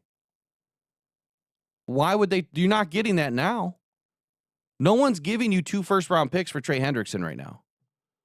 There is no way that that's going to happen. So I don't think that he's going to go anywhere. It makes sense if he would, like I said in the beginning of the year, getting into the bye week. It would make sense because it's a half a year rental. He's already paid. You're not going to have to give him a contract. If he's traded, he's traded. And then next year, you don't have to do anything with him. So Trey would make the most sense. And that's only because it's an expensive rental, but the Lions paid, what did they pay for Z last year? How much did they pay him for the year? I don't remember now.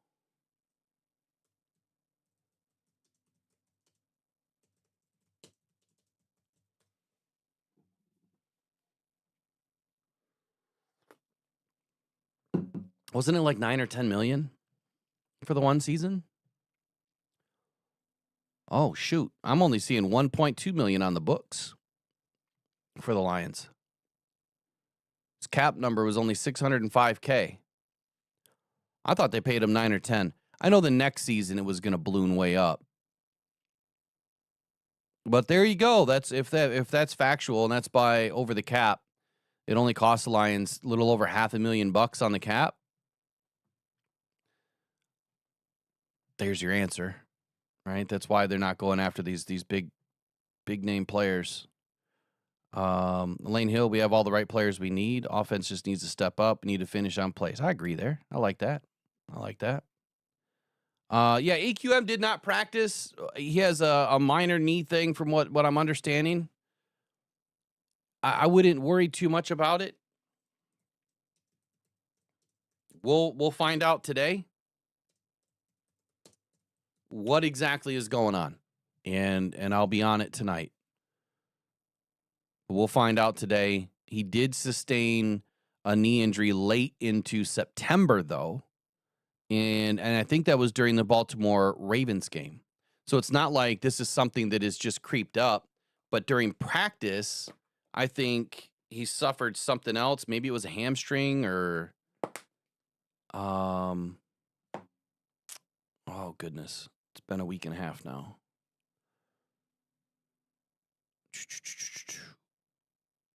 Hold on.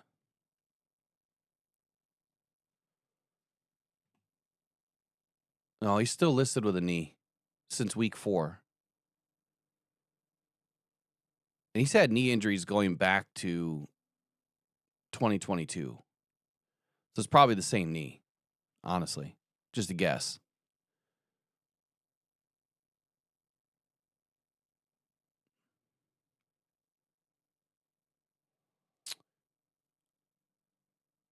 So if you're concerned about Al-Qadim Muhammad, and we still have Davenport coming back, and we still have Paschal that's supposed to come back, I think we're solid. We just need a can crusher on the other side. We do not need another Aiden.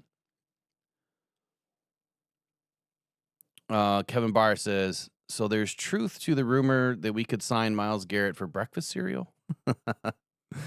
I'm sure we could sign Aiden for Lay's potato chips. I'm not following you there, Kevin. That's kind of funny though. Yeah, I'm with you there on Josh Pascal. I don't know if we've seen the last of him yet, but it's kind of looking that way.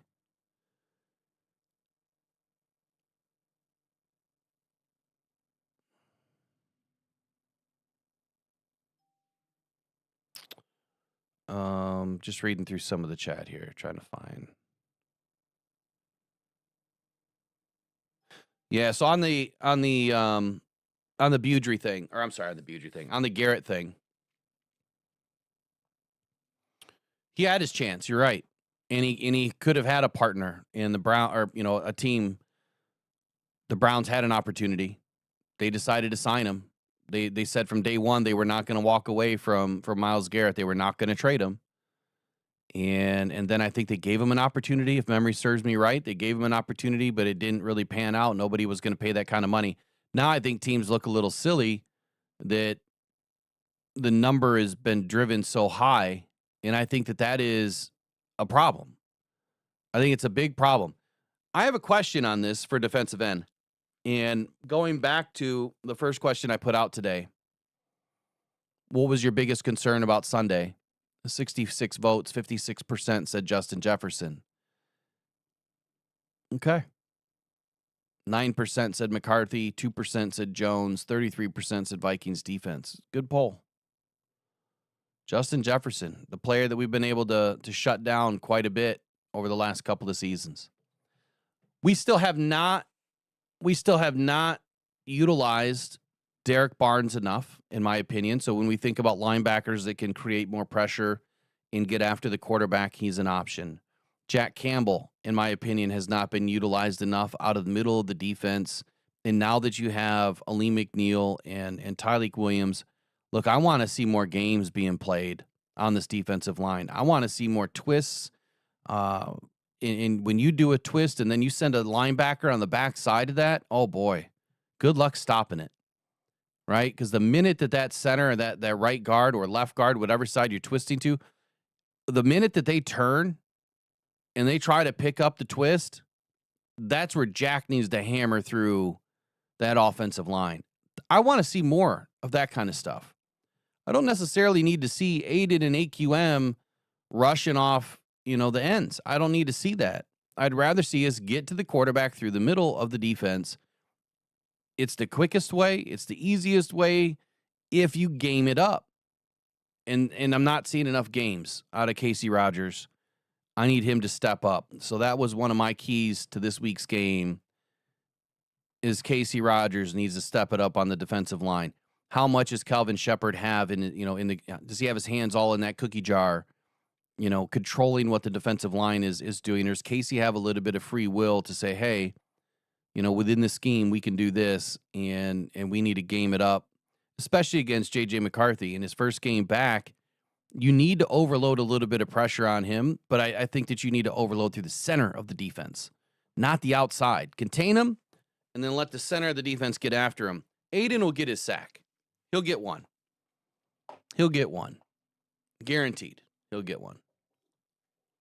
There's no way he's not getting a sack against his former teammate. And if he doesn't, then I'm going to call into question why he didn't. So here's my question that I said I was going to bring up. With the way that defensive end contracts are going, we heard a couple of years ago that the league was involved in intentionally suppressing contracts. It was with the running back room back then. It was also with quarterbacks after the Deshaun Watson deal. Are they going to do the same thing with defensive ends this year and intentionally try to regress and drive down the price? Do you think that they would make that big of a mistake and potentially get caught? I don't know. But if the Lions don't sign Aiden to a long-term deal and they let him test free agency, I'm wondering where that goes. And I'm not saying that they're going to do that, but I'm wondering where that price goes. Because I think paying any non-quarterback almost $50 million a year or north of $50 million a year, that is detrimental to this league. It is detrimental to the teams. The teams need to be able to have more players. And until they figure that out, until they get more players, on these rosters, it's very difficult to pay a player that kind of money. Especially when you have a quarterback that is also going to get more than that. And then you have a receiver or two that are getting, that combined. The NFL needs to allow these teams more players. That way you can keep more UDFAs, right? You can keep more guys on the roster to develop. They should have their own developmental roster. A third extension of the roster. You got your main roster, you have your practice squad, and then you have your developmental team. Right? Just a developmental team that can practice, they can do everything, but they have to go through certain hoops to be able to make it to the actual roster. Just like you do on the practice squad. And I'm hoping that becomes a thing. No one's really talking about that. It's just an idea that I had this last weekend. I don't know who I was talking to, but we started talking about adding more players and how could you do it. So I don't know who's calling the show today. Hold on a sec.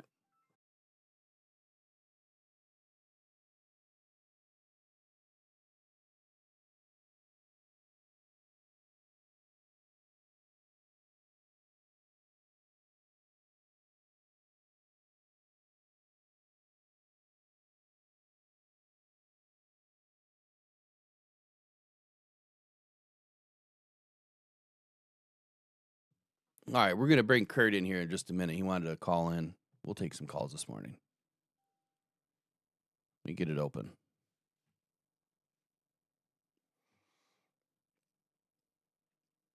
All right, so anyway, not to go too deep off on the edge position or the pressure position, whatever you want to talk about here. I believe in trust in Aiden, right? I do.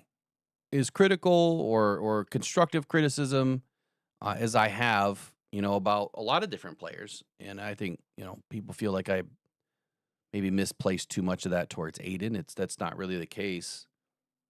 It's just you guys have, us fans have been talking about edge for 3 straight years and created this problem that apparently we have. And now we don't have a problem, but we still have a problem. We're producing, but it's still not good enough. The Lions are at 5th place, still not good enough. When is it ever going to be good enough? And I think that's the sentiment of the chat this morning by a lot of you saying, when is enough enough? It's like, I made $1 billion last year. Do I need another $1 billion this year? Do I really? Can I live the rest of my life off $1 billion? Or if I make $1 billion, can I just help other people with it instead? Sometimes greed is just greed. And right now I feel like we have been a downtrodden franchise for 60 years. And now that we're playing well, we're overly greedy as opposed to just saying, look, we just need to do what's going to win, right? Winning is the most important thing. And staying healthy, obviously, is key. But we can't get too deep off into the weeds thinking that Brad is making mistakes. He has put us in this position to win. Now we just have to take care of the players that we have, and the coaches have to do the right thing, and put them in a position to win. And just quit getting too sneaky all the time. All right, here we go. Put us in this position to win. Hey, Kurt, if you could turn your background noise off, that'd be helpful. What's that? You got to turn your TV off, buddy. Okay. I can still wait. That's no problem. No, your background noise. You got to turn it off because it comes through. Oh, okay.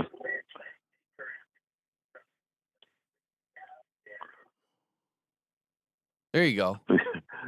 All right. Yeah. Yep. Good morning, Kurt. So what's happening, man? What's on your mind? Oh, I just listening to your conversation today, and I agree with you 100%. Will I totally agree that we're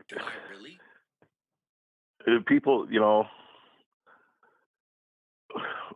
we want to pay these guys. Can we afford to pay these players what we're paying them, and still develop players, these young guys that aren't necessarily as good? You know, superstars are few and far between. You know, like Aiden and say Kirby or Brian Branch. You know, we've been blessed as Lions fans. I mean, you know, I've been a Lions fan since 1970 when I was born, you know. Yeah. And So let me ask you a question. You were saying you agree with paying or developing the players. Let me specifically ask you a couple of questions. Sure. And by Brent, have a good day. I see you have to take off. Have a good day, Brent. The biggest question is this. Could you see the Lions paying Aiden $50 million and then adding another defensive end on top of that is making 35, 40, 45 million on the other side? Could you see that happening? Yes or no? And if no, why not? If yes, what happens to the rest of the team? No, because of what would happen to the rest of the team. I think it's that simple, right? We just can't. We can't, it's simple economics. We just cannot afford that, and to maintain the team that we have. You know, we've got to pay Brian Branch. We've got to pay Jack Campbell. We've got to pay Sam Laporta. We've got to pay, you know, I can go on and on and on with the talent. Jahmyr Gibbs, you know, deserves a bucket full of money if anybody does. David Montgomery, you know, deserves a rewrite. Like I said, we've got so much damn talent. Well, you know, we go on and on and on. And yes, I believe you also when you said that we as fans have become greedy. You know, we want nothing less than number ones across the board. You know, number one seed, number one. Nobody cares that, hey, we're building a team that can sustain Super Bowl contention for years to come and just be in the conversation of being a good quality team, whether or not we win a Super Bowl. I think it's, you know, that's yeah. what I appreciate as a fan, because I spent, like I said, you know, almost 40 some freaking years, you know, when I was old enough to understand what football was about, 40 better years being a fan and being put through the misery of losing seasons, being the joke of the, you know, being the joke of the league. Mm-hmm. Oh, you're a Lions fan. You know, yeah. The only thing I had to look forward to was Michigan football because they have winning seasons. And I think a lot of this fandom comes from, oh, we're so used to Michigan winning and having winning records that, you know, we're spoiled. The Lions should just follow suit and we should just be the cream of the crop. It doesn't work that way in the NFL. It just really doesn't. And you're seeing it this year. You're seeing a lot of good teams that are faltering and because of, you know, having to trade players and, you know, not having the cap room and things like that. Yes, you're bringing up some good keys here and some points also in the chat that I wanted to recognize. A couple of things in the chat. So who was it that just said? I think it was Josh Prince said, "Can you trade for Arden Keys by next week?" So the Lions, can we bring in Arden Keys? And it's a good point. So I'm going to put this on the screen, and this is the Lions cap space right now. And if you look up at the top right, I just highlighted it. We have 25.5 million. And so everyone that looks at that number, they're saying, well, look, we've got tons of money right now. We can absolutely afford Arden Key's contract, which his contract this year is 9.3 million, rounded up. And so when you quantify that, break it down by half a season, he's owed probably 4.5 million right now. So could you bring him in? You absolutely could. Okay, let's go to 26. Well, our number just went from 25.5 to 2.5 million next year. And we have 38 guys on the roster, which means we need to add 11 more guys to this team. I'm sorry, 13 more guys to this squad just to have the top 51 rounded out. That doesn't even include, you know, having the top 53, but only the top 51 contracts count. So we only have $2.5 million. If Brad brings in someone like Arden Keys, that brings us down to $20 million. Let's say Brad rolls $20 million over to next year. Now we're at 22. We'll just call it $22 million to start the season. You add in a $30 million cap bump. So now you're at $50 million. But then you have a lot of the dead cap issues that start to hit. So that number is going to dwindle quickly. Then you have about $12 million to sign your rookies. It's not enough when you think we only have now about $30 million after all of that happens, maybe $25 million after all that happens. And then you have to sign Branch and Gibbs. And I mean, Jack Campbell's a first round pick, and so is Gibbs. So you don't necessarily have to sign him next year, but I think they will.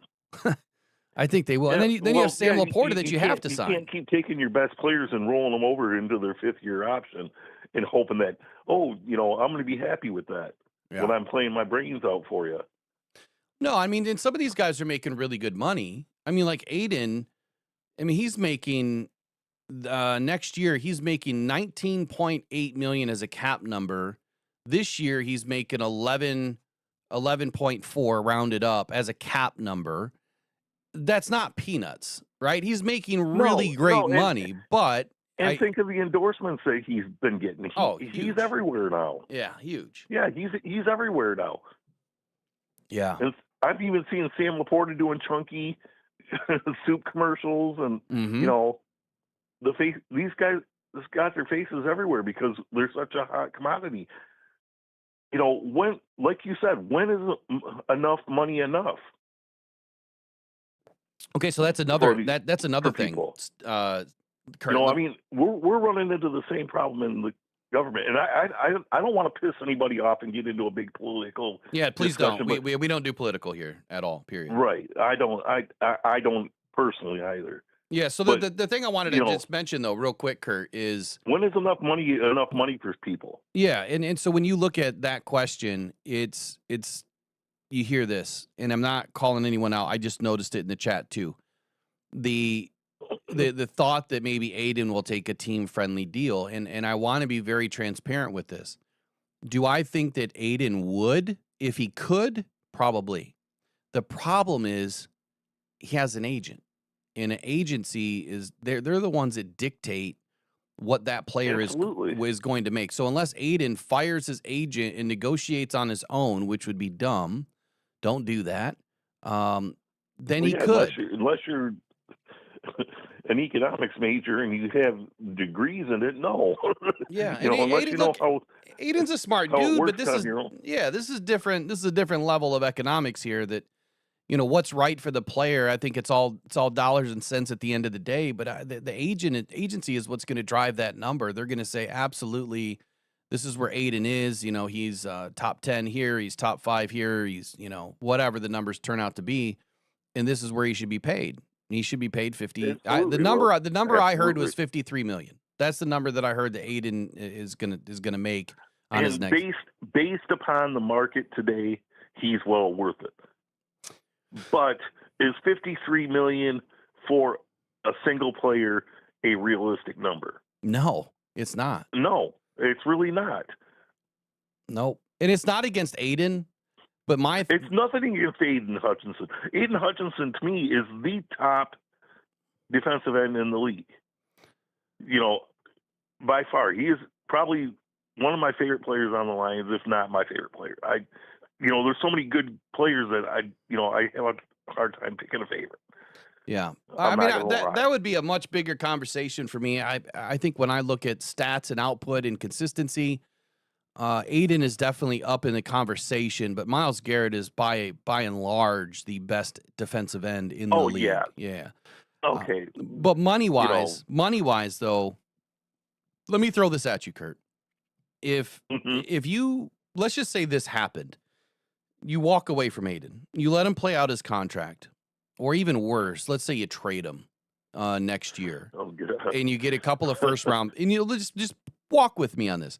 You get a couple of first-round picks in return because he's on a rookie deal, and another team can afford to pay him that kind of money. And then you take those first-round picks, and you end up getting 2 more defensive ends that end up doing very similar to what Aiden has been able to do output-wise as far as statistical output, sacks, TFLs, batted balls, strip sacks, fumbles, you name it. So very similar.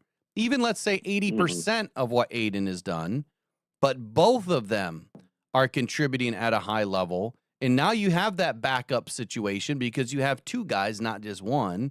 You have two guys that are young that can grow, and now you're paying less for two players than you would for just one. That's Good point. That's the economics for me. If I'm a GM, I'm sorry. That's how I would operate. I would never pay a max contract to a player at 53 or 50 or 48 or $45 million unless it was a quarterback. I would never do it. And it's not an indictment on Aiden.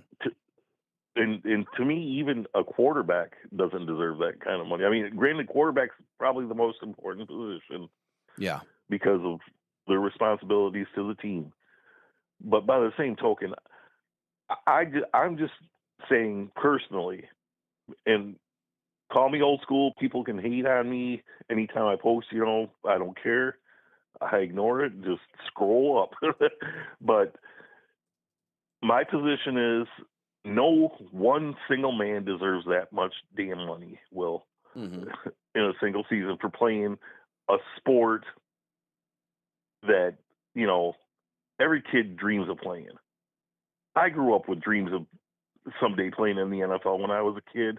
I played high school ball, and was I good? I was decent, but,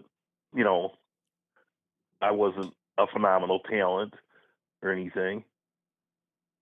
Yeah. I have I'm like every other man. I have my accolades that I look back on. I'm like Al Bundy. Well, I was this, I was that.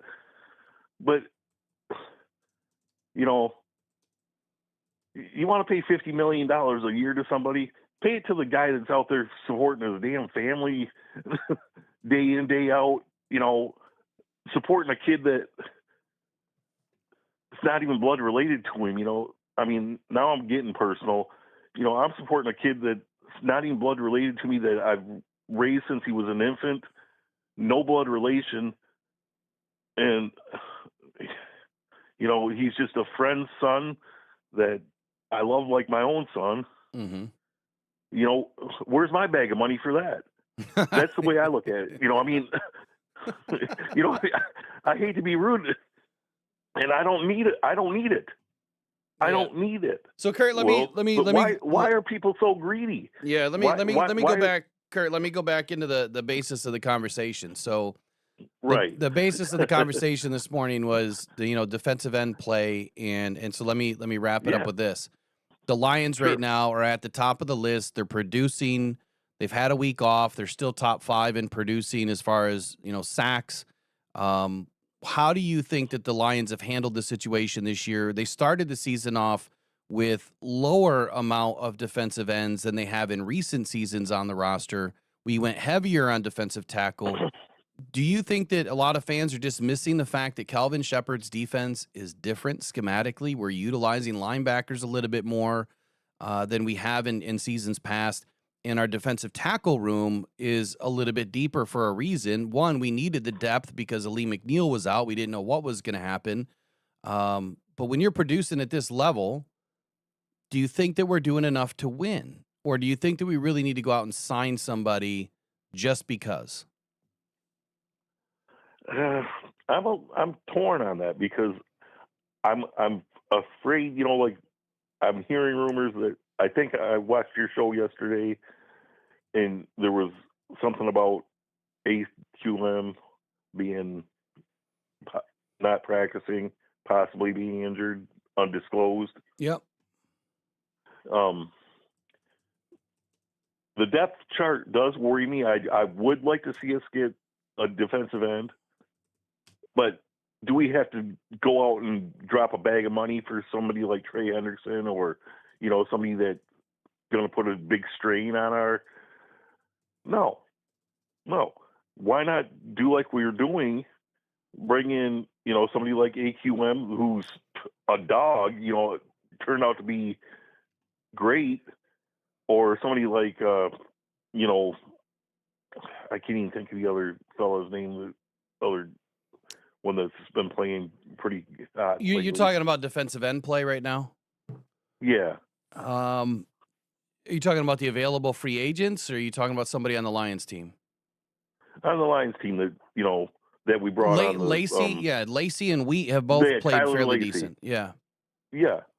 AQM and Tyler Lacey are playing great. But my fear is if one of them does go down, who do we have? I would like us to bring in one more. But like I said, do they have to be great? Or could it be somebody younger, developmental at a lower cost? I'd rather see that.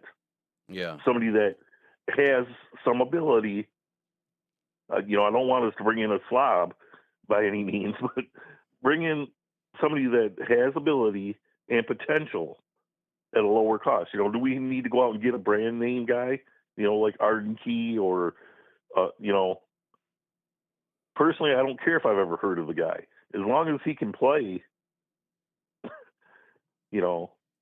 So as far as what's available on the market, these free agents, well, if they bring in somebody, so you have Jalen that's Phillips, more obscure. right? You have Jalen Phillips, who's an outside linebacker, and I don't think he's a Yeah, scheme fit. I don't see where Jalen Phillips is a good fit. But he's also $13.25 million this year. So when you look at him versus Trey Hendrickson, why, if you're looking at that kind of money and it's a $2 million difference, why wouldn't you bring in the guy that does fit a 4-3 scheme versus a guy that fits a 3-4 scheme?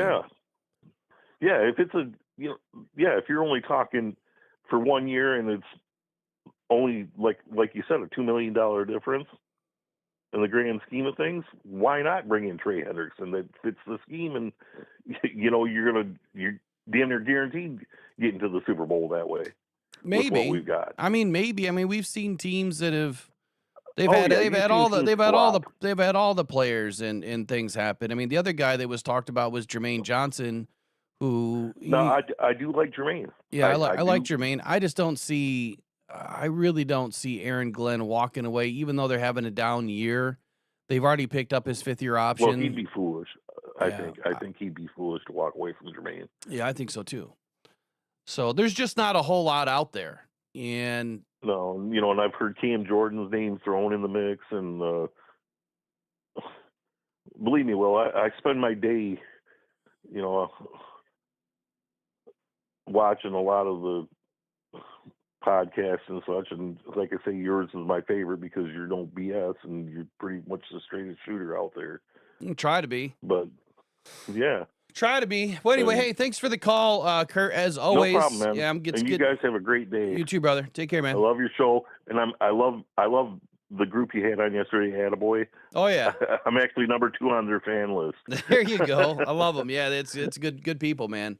I like their energy. So it's too bad we didn't get a lot of people in. I didn't know if we were going to be able to pull it off or not, but we were able to pull it off. So I was busy, unfortunately, during the actual podcast. I had to pick it up last night late on replay, but good people, man. Good people. Yes, they are. All right, you take care, Kurt. I hope you all the success, man. All right, you too. Well, you have a great day. You too, man. Bye-bye. Bye. All right, so I want to get into a couple of more trade conversations. I guess I'll save some of the videos for tomorrow. Kind of got walked up here on the conversation. It went a little bit further than I wanted it to go. Not with Kurt, but with my own conversation here about the defensive end position and the conversation with Aiden. Look, I'm going to trust in Aiden. If he believes that he has enough, then he has enough. Okay, there's the other side of this. Is Aiden just saying that because he's not going to, throw Brad or Dan under the bus? Okay, you could say that too. Is he going to toe the company line? Probably. But I would say he's confident. AQM is in his injury. I'm not as worried about it. But if you go and look at the players that are available, it's Trey Hendrickson. It's Jermaine Johnson. Look, if they can get Jermaine, I'm cool with that. I like Jermaine. He's he's 13 mil. 13 mil, when is that? Next year. And he's already signed through next year. And so that's a 2-year rental. You don't necessarily have to give him a contract right now. You can bring him in for $2 million this season. That's a good pickup. I do like Jermaine Johnson. I think that he would fit well on this defense. The problem is, what are you going to give up to bring him in? And I think that that's where, having to part ways with draft capital when you're still trying to build, that's the biggest question. Is Brad afraid to do it? No, but we don't have any third-round draft picks next year. We'd either have to dip into a third round in 27 or probably a fourth round in 25 is what I'm assuming he's going to cost. Now, he was a first-round pick. He's played at a pretty high level. So then again, it's probably going to be a lot more than just a fourth. It could be a second. It could be a second and a seventh. He's young, so he's worth more. When you look down the list, there's just not a whole lot. Arden Key, again, he's big time money. Not so sure that makes a ton of sense. I did like the way that he played against us last year. I think it was last year. Might have been a couple seasons ago. But he was a third rounder. So you could probably get him a little bit more on the cheap because he is, almost 30 years old. And the biggest problem is, how much is he making this year? Well, it's just under $10 million. And it looks like he's at the end of his deal. So it's going to cost you about $5 million to bring him in this year. You could probably give up a fifth round pick for Arden Key. That I wouldn't be afraid of, right? I really wouldn't. I just don't know if it makes a lot of sense right now. The one guy that I said the other day was going to get traded for sure was Roger McCreary. And as soon as I said it, about an hour and a half later, he was traded. I think I said that on Monday. We were talking about we were going down the list. And Roger McCreary was one that I thought made a lot of sense for the Lions. That if you're looking at cornerback depth, and if you really don't believe in what the Lions just did, this last weekend or 2 weeks ago against the Bucks, Roger McCreary would have been a perfect situation to bring in, or a perfect opportunity for the Lions to bring in for their situation, to have really good depth, but also someone that can start, right? He can definitely start. He has been a starter. And now he's out in LA. And LA just beefed up their defense. He's been about as solid as you can be this season. He's like 66s across the board, 4 pressures, 24 receptions allowed, which ranks 17th in the league. He's picked 1 ball off, 25 solo tackles on the season. He's played in about 306 snaps total. He has allowed a little bit of a higher passer rating, but so has Amik Robertson, right in that 112 range. 1 PBU on the season. So, I mean, it's not like his stats jump off the page. I'm just looking for someone that is consistent, right? And he's consistent. So that would have been a good move for the Lions. If you're more concerned about any position, if you're more concerned about Aiden and AQM not able to do their job, it's the DBs. Without sticky DBs, your defensive ends can't do their job. And I only say that because you guys have watched every game. Please tell me how many times Aiden has beat the tackle and gotten to the quarterback in under 2.5 seconds. I know I sound like a broken record some days, but I have to throw it out there because it doesn't happen. It is so few and far between. And if you're under 2.5 seconds, you're negating the DB play. But if it's over 2.5 seconds, you need the DBs to be at least a little bit sticky to 3.25, 3.5 seconds. People call it coverage sacks. It's part of the game. That is what the game is today. So I would have rather have seen the Lions do something like that than go out and waste a bunch of money on a defensive end. The other one that is on this list, and again, I don't think that the Lions really need anything. Doesn't mean that they're not going to do something. I think it really depends on the money or the trade value. Arnold Ebiketie out of the Falcons. He's 27 years old, or will be by the end of the season. He was drafted in 2022, round 2 out of Penn State. So he's finishing up the end of his rookie deal, which is only going to cost the Lions about $1 million, $1.5 million this year to bring him in or less. And when you take a look at what he's done so far through his career, he's not a big sack guy. He has 0 sacks on the season, but he had 6 last year. He had 6 the year before that. He had 3 as a rookie. He's averaged about 40% of the snaps, so he's a good rotational player.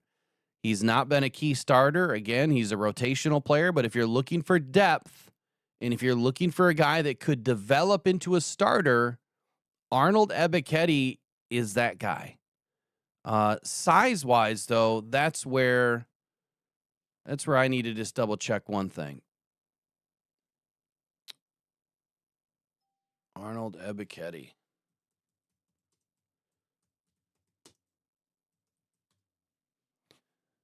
I want to say he's a little bit smaller. 6'2", 250. So he's a little bit smaller. I don't have his arm length or any of that in front of me. Let's see if I can see it real quick. Oh, he's got big hands, long arms, 10 1/4 inch hands, 78 wing, 34 1/8 inch arms, or 81 3/4 wing.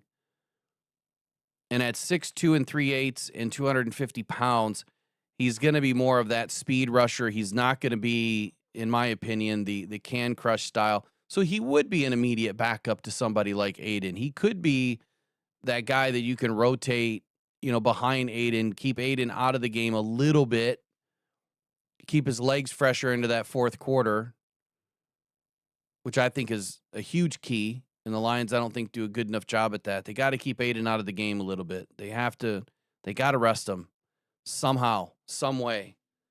And I don't think it's because we don't have backups. I just feel like Aiden wants to play, and they're going to let him play.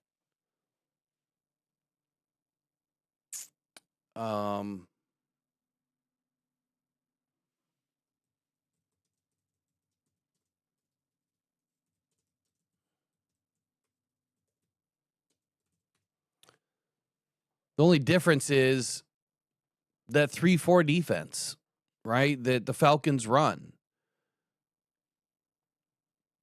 Maybe he would be a better linebacker backup. Where is he playing?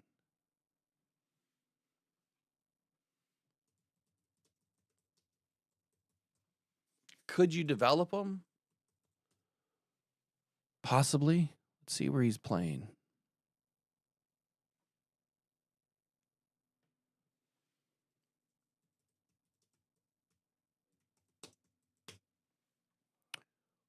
Love doing this stuff on the fly. Takes forever. All right. So far this season, he has primarily played on the D-line. 170 snaps. That's interesting. Left outside linebacker, 88. Right outside linebacker, 80.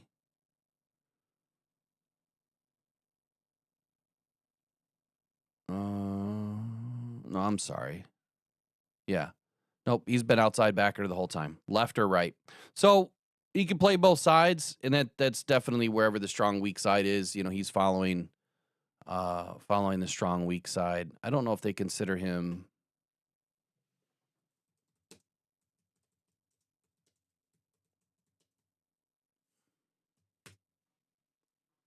a defensive end in their scheme.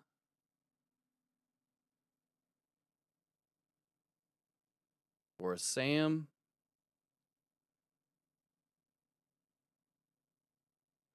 .247 Sports had him listed at 6'4". Yeah, that's a little off.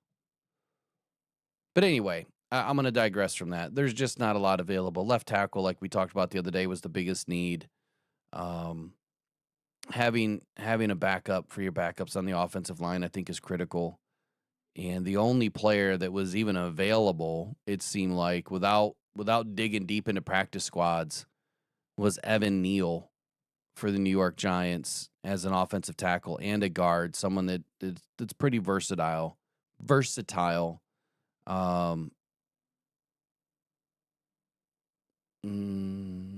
drafted in 22, so he's still young, 6'7", 340 pounds.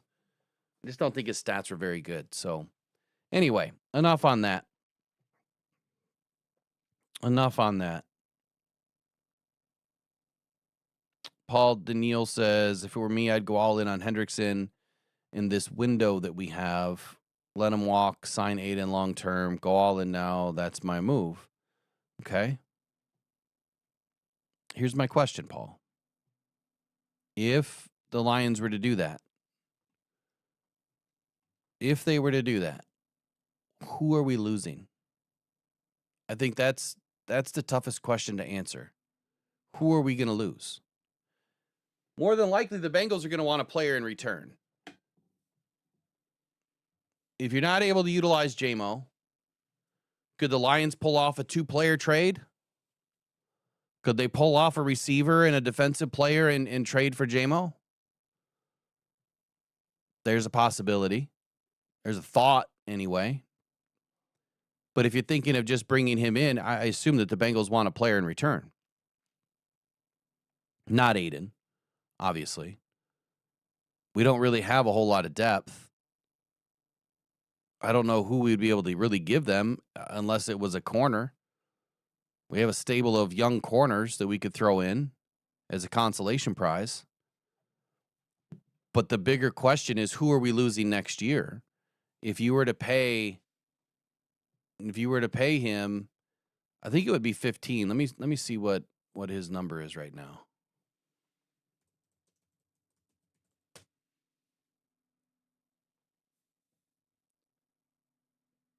Come on, load up.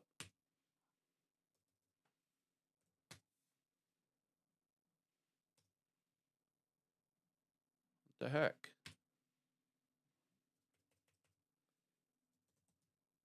There it goes.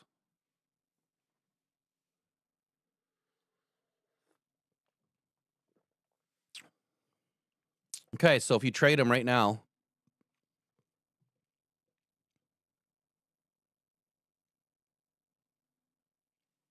$16 million. Potentially $16 million going to the next team. And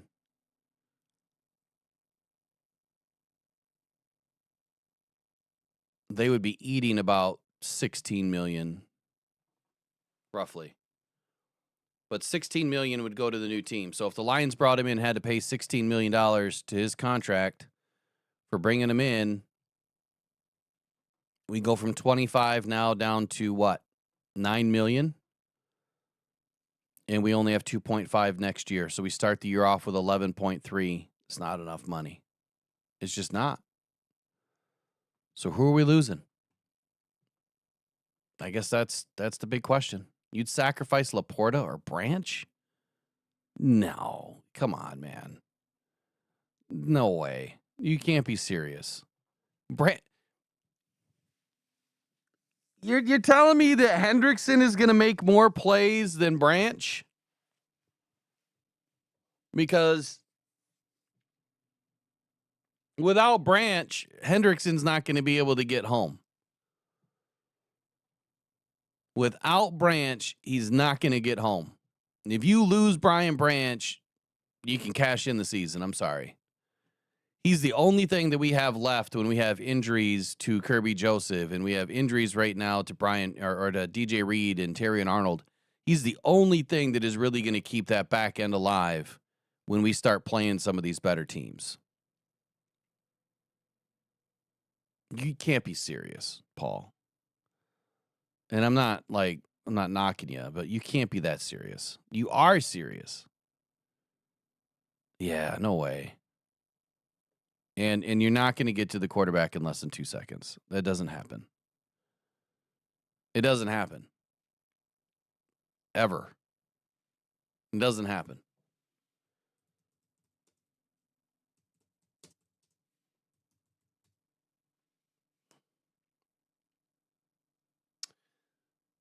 The fastest sack in 2025 was recorded by Bryce Huff.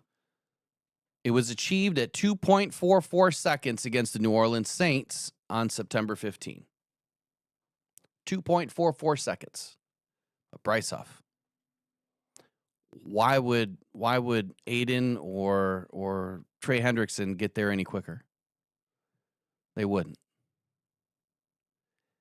By the time the ball is snapped and the quarterback takes a 3-step drop, unless you're unblocked, even unblocked, you probably wouldn't get there in 2 seconds. Hendrickson is good. He's stable, but I don't think he's all that. I really don't. He just makes the most sense if you look at someone that's stable and consistent, but I'd rather have what we have. Definitely not giving up, Branch. But again, this is why I have the stats that I have, because this is how we're able to have those conversations. And I'm not knocking you, but making a statement saying that we'll get there in 2 seconds, it's just not realistic. And I guess you allow me to do the stat lookups and pull the information, and we'll have the conversation. I guess that's what we're here to do. So thank you for participating today. I really appreciate it. I want to get into one final thing today. Let's go through a quick exercise of NFC North schedule. Winners and losers. NFC North schedule.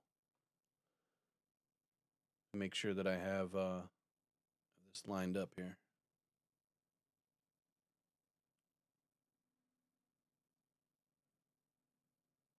If you guys haven't watched, I know last night we had some audio issues with Attaboy, but we had Attaboy on, all 4 of the band members in for a good conversation last night. And if you haven't had an opportunity to watch it, it was a pretty good conversation. We did have some audio issues with on their side, with one of their guys, Vincent, and it sucked because he was dropping some knowledge, man. He was fun to listen to. I just wish he had a better signal.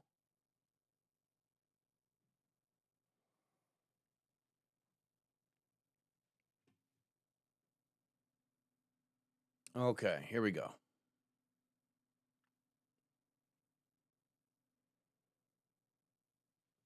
All right, we're going to start with the Vikings. Let me get rid of some of these logos real quick. I'll just minimize it a little bit. There we go. All right, let's start with the Vikings. We got week 9 against the Lions. Obviously, I think we're all going with a big L. Right? We're going with a big L here. So week 9, Vikings, loss. Week 10, Vikings, they have the Ravens. Win or loss? Or win or lose for the Vikings week 10 against the Ravens?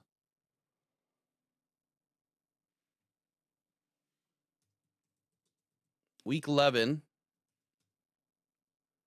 against the Bears. I would like for them to win.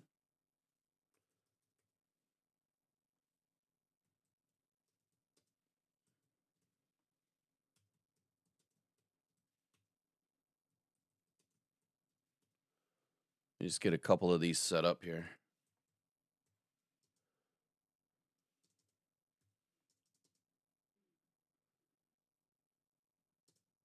All right, here we go.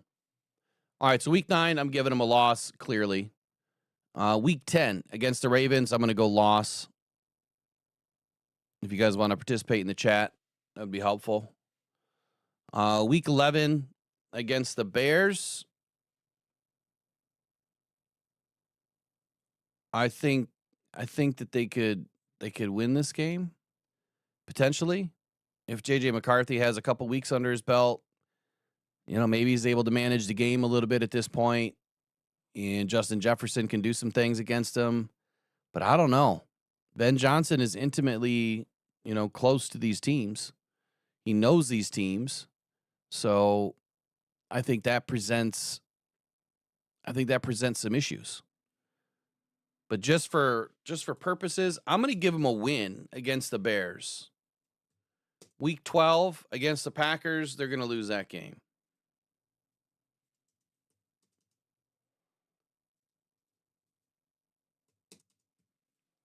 Week 13 against the Seahawks, the Sea Chickens. They're going to lose that game. Week 14, we're going up against the Commanders. Commanders have been all over the place. But I'm just going to assume by this time that Jaden Daniels is back. Maybe he's healthy. And I think that the Commanders have, a little bit more than what the Vikings do. Again, I just don't have the confidence in the Vikings. I really don't. I'm going to say that they lose this game, assuming that Jaden Daniels is back and healthy.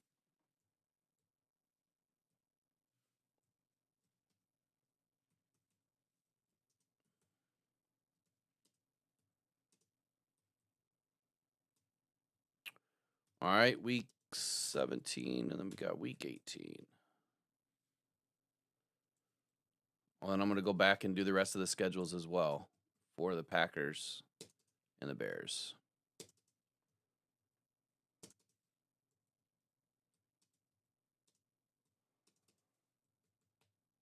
Okay, week 15. Let me go back. 9, 10, 11, 12, 13, 14 against the Commanders, 15 against the Cowboys.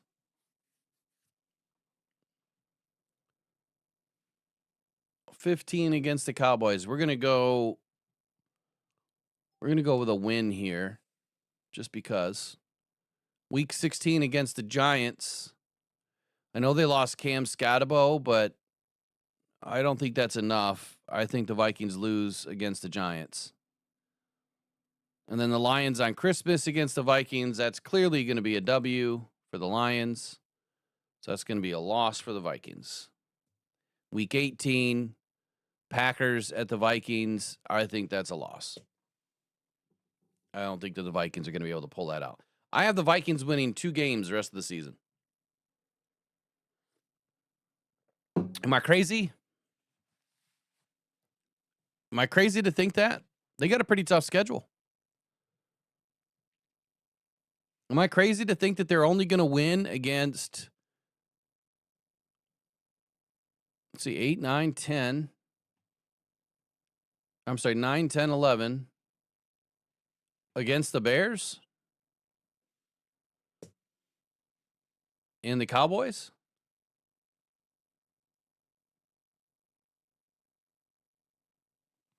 All right, I'm going to roll 2 wins for the Vikings for the rest of the year. God, that is crazy. Paul Farrington was supposed to be on. I wonder, I know he said he had to leave this weekend. Oh, my volume dipped. Hold on. It shouldn't, but what the heck? Oh, volume is good. Still steady.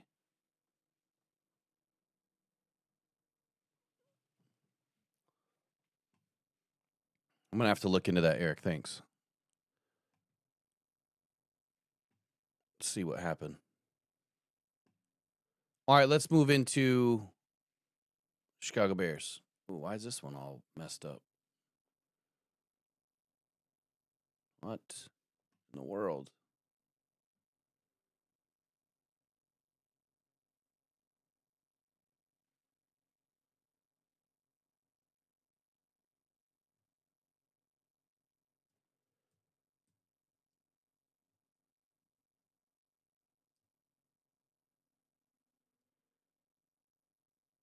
I should have just used the other one.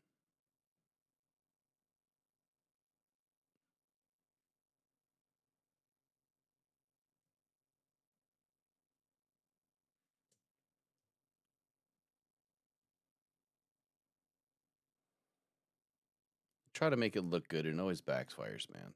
Always backfires. Or maybe I'm just an idiot. Probably go with the latter. All right, let's get into the Bears here. Oh, see there, it did change. Son of a gun.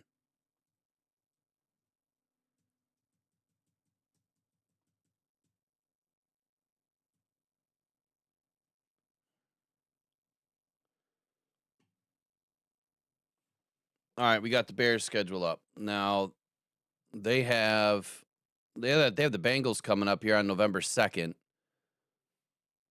And the way that the Bengals have been playing, I think that Joe Flacco can beat the Bears, honestly. I don't know what his injury. I thought he had some sort of an injury after the last game. I don't think it was major. But I think the Bengals can take care of the Bears. So we're going to go Bears in week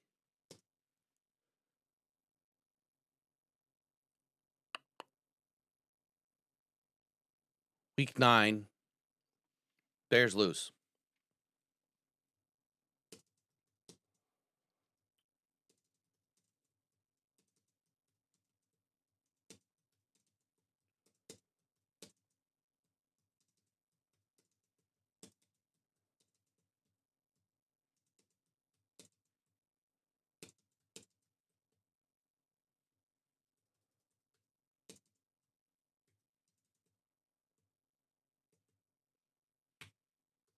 All right, now we got this set up.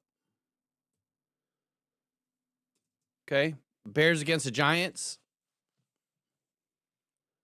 Again, I'm not concerned about Scatabo, Paul. I'm really not. I'm really not. I think that they have Tracy, right? Don't they have what's his name? Is it Tyrone Tracy? He's on my fantasy team. I think he's going to be just fine. I'm more worried about their defense.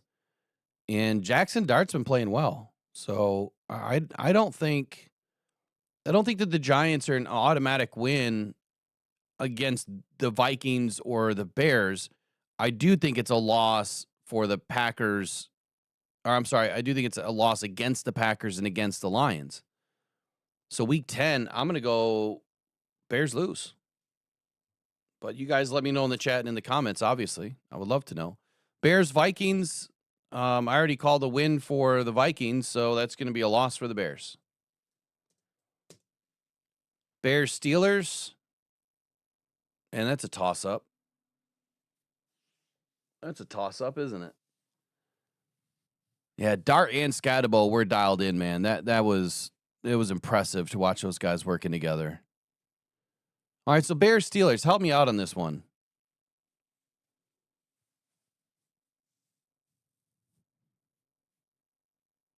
I think the Steelers have enough. I do think that their defense is better than the Bears defense, but the Bears back end, they're a lot better than most defenses in the league.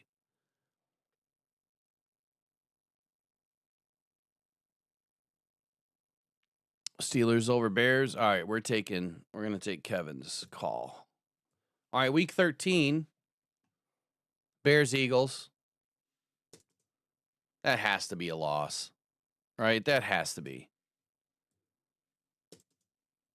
Week 14. Bears, Packers. That has to be a loss too.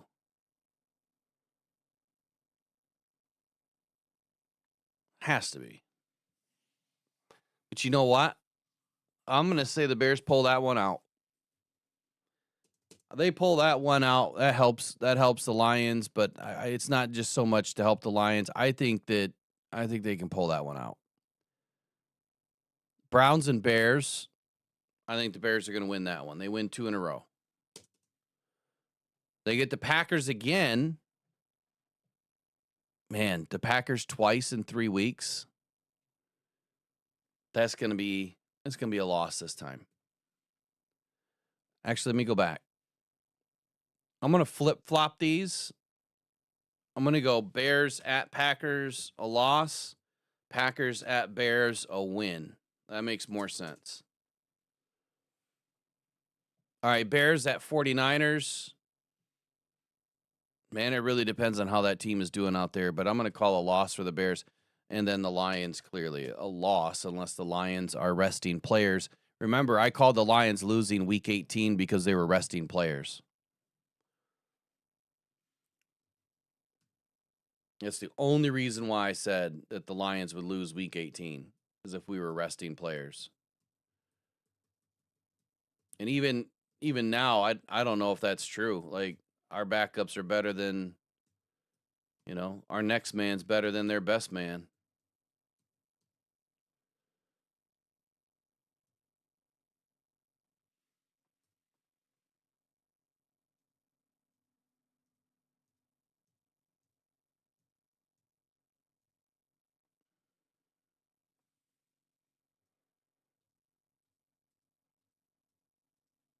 All right, next up,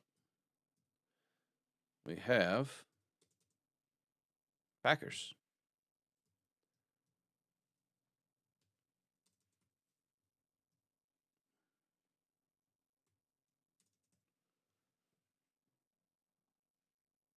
Let's close that. Let's close this.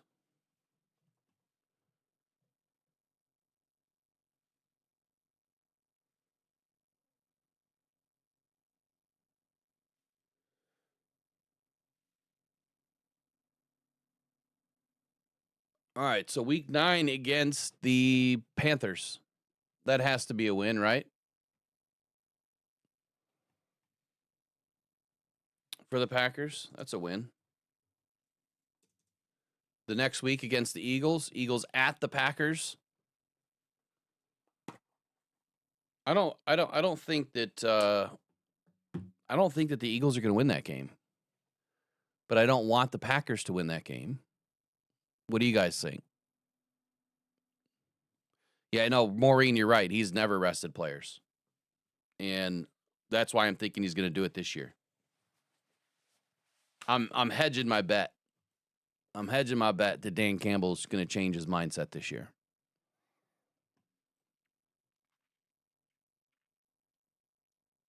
You think the Pack will beat the Eagles, Paul? Okay. Anybody else want to second that?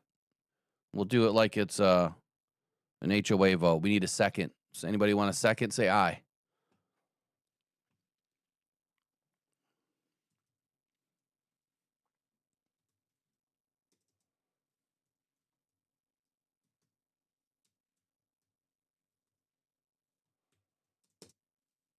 Tomorrow we will do the DraftKings picks together.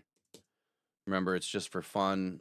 I'm really not interested in this whole betting thing anymore. I think it's really caused some problems in the game.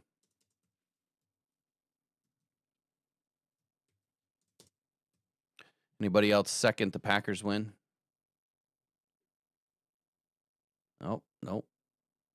Packers over Philly. Okay, we got 2 in there. All right. Packers win week 10. That's 2 in a row. All right, Packers at the Giants. This is a game that could get away from them if Jackson Dart's still playing the way that he's doing, if that Giants defense is doing what they're doing. I think that Jackson is going to have enough time by now to be ready for Parsons. The Packers win this one against the Giants? They definitely are going to beat the Vikings. So I have to put that as a W.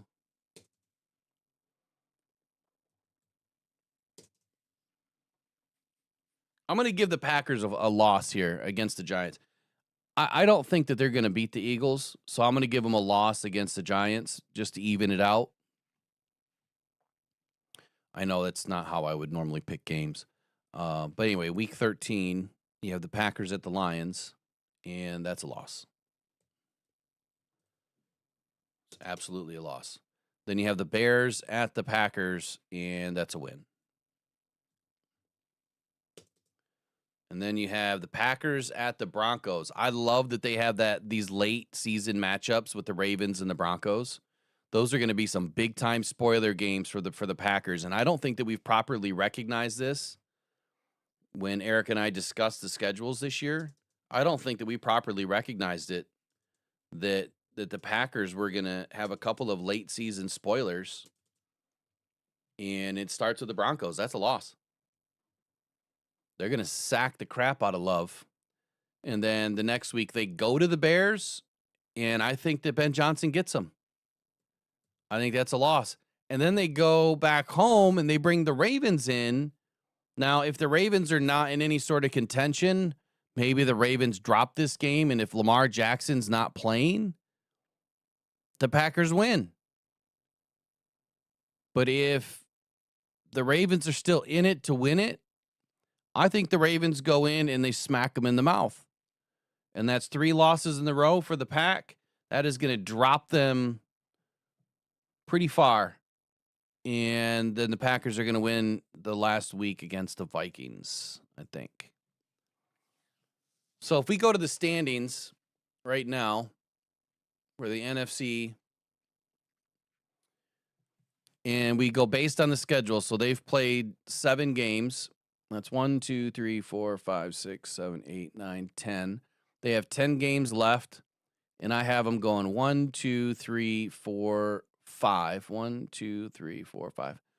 I have them going 5-5 to finish the season. So that's 10, 6, and 1. 10, 6, and 1 for the Packers. I am not worried about the Vikings or the Bears. They're going to be the bottom 2, and it's not even going to be close. All right, let's go Lions schedule.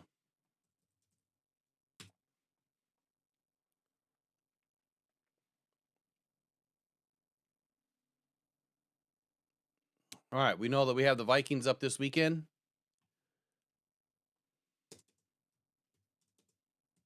And that's a win.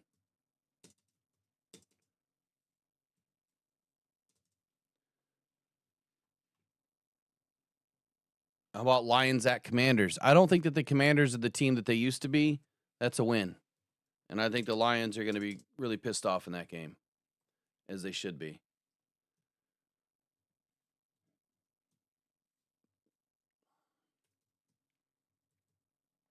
Now, this may not match up to my season outlook because things have changed considerably.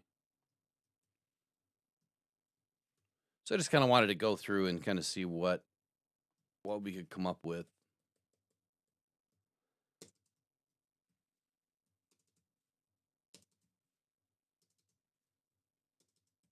So Lions going to take down the Commanders. Let me get into the next week here. I just got to set this up. All right. Next up, Lions at Eagles. We take down the Eagles in Philly. I think so. I think so. I think so. I think so. Man, I hope so. I'm going to drop us, though. I'm going to give us a loss for now. Giants at the Lions, that's a win. Packers at the Lions, that's a win. Cowboys at the Lions, that's a win. Lions at the Rams, that's a win. Steelers at the Lions, that's a win. Aaron Rodgers won't be playing by then. Their season will be done. Lions at the Vikings on Christmas, that's a win. And Lions at the Bears, that's a win. Okay, so my nuts that the Lions go 9-1 to finish the season. 9-1.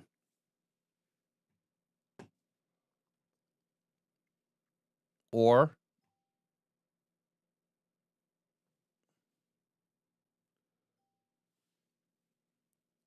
do we drop another game in there? So if the Lions were to go 9-1, that puts us at 14-3. That was my season call. 14-3. I think that was my season call. I have to go back and look at DetroitFootballJournal.com. Anybody else have some losses? If so, why?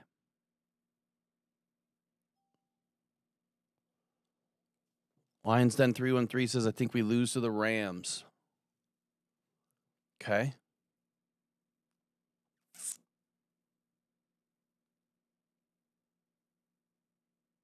Will Daniels be back for the game against with Detroit? Yeah, I don't know. I haven't checked into the injury list just yet. I will tomorrow.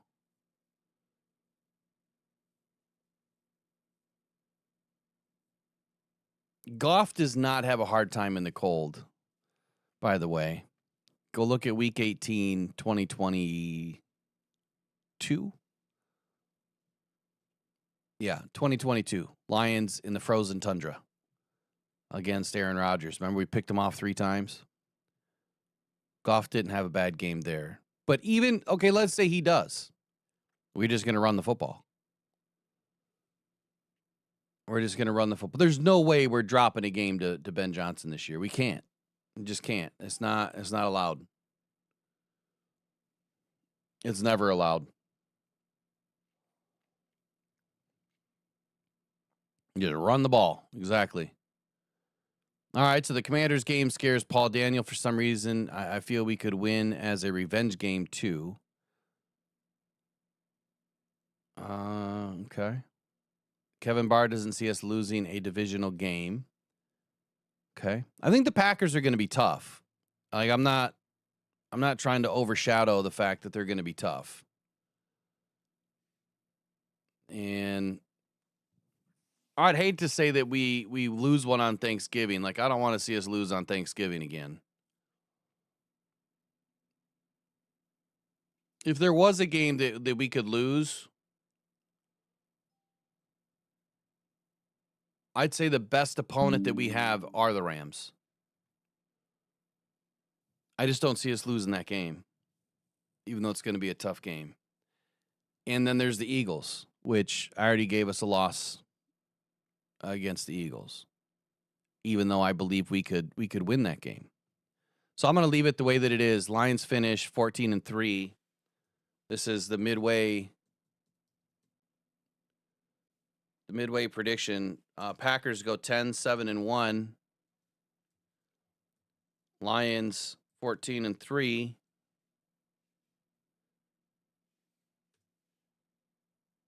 Let's see. What are the Bears? 4-3, and I have them finishing.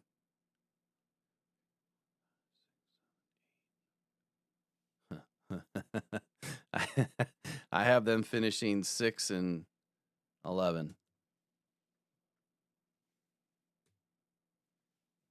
All right, 6-11. 2 more wins. 1, 2, 3, 4, 5, 6, 7, 8. Yep.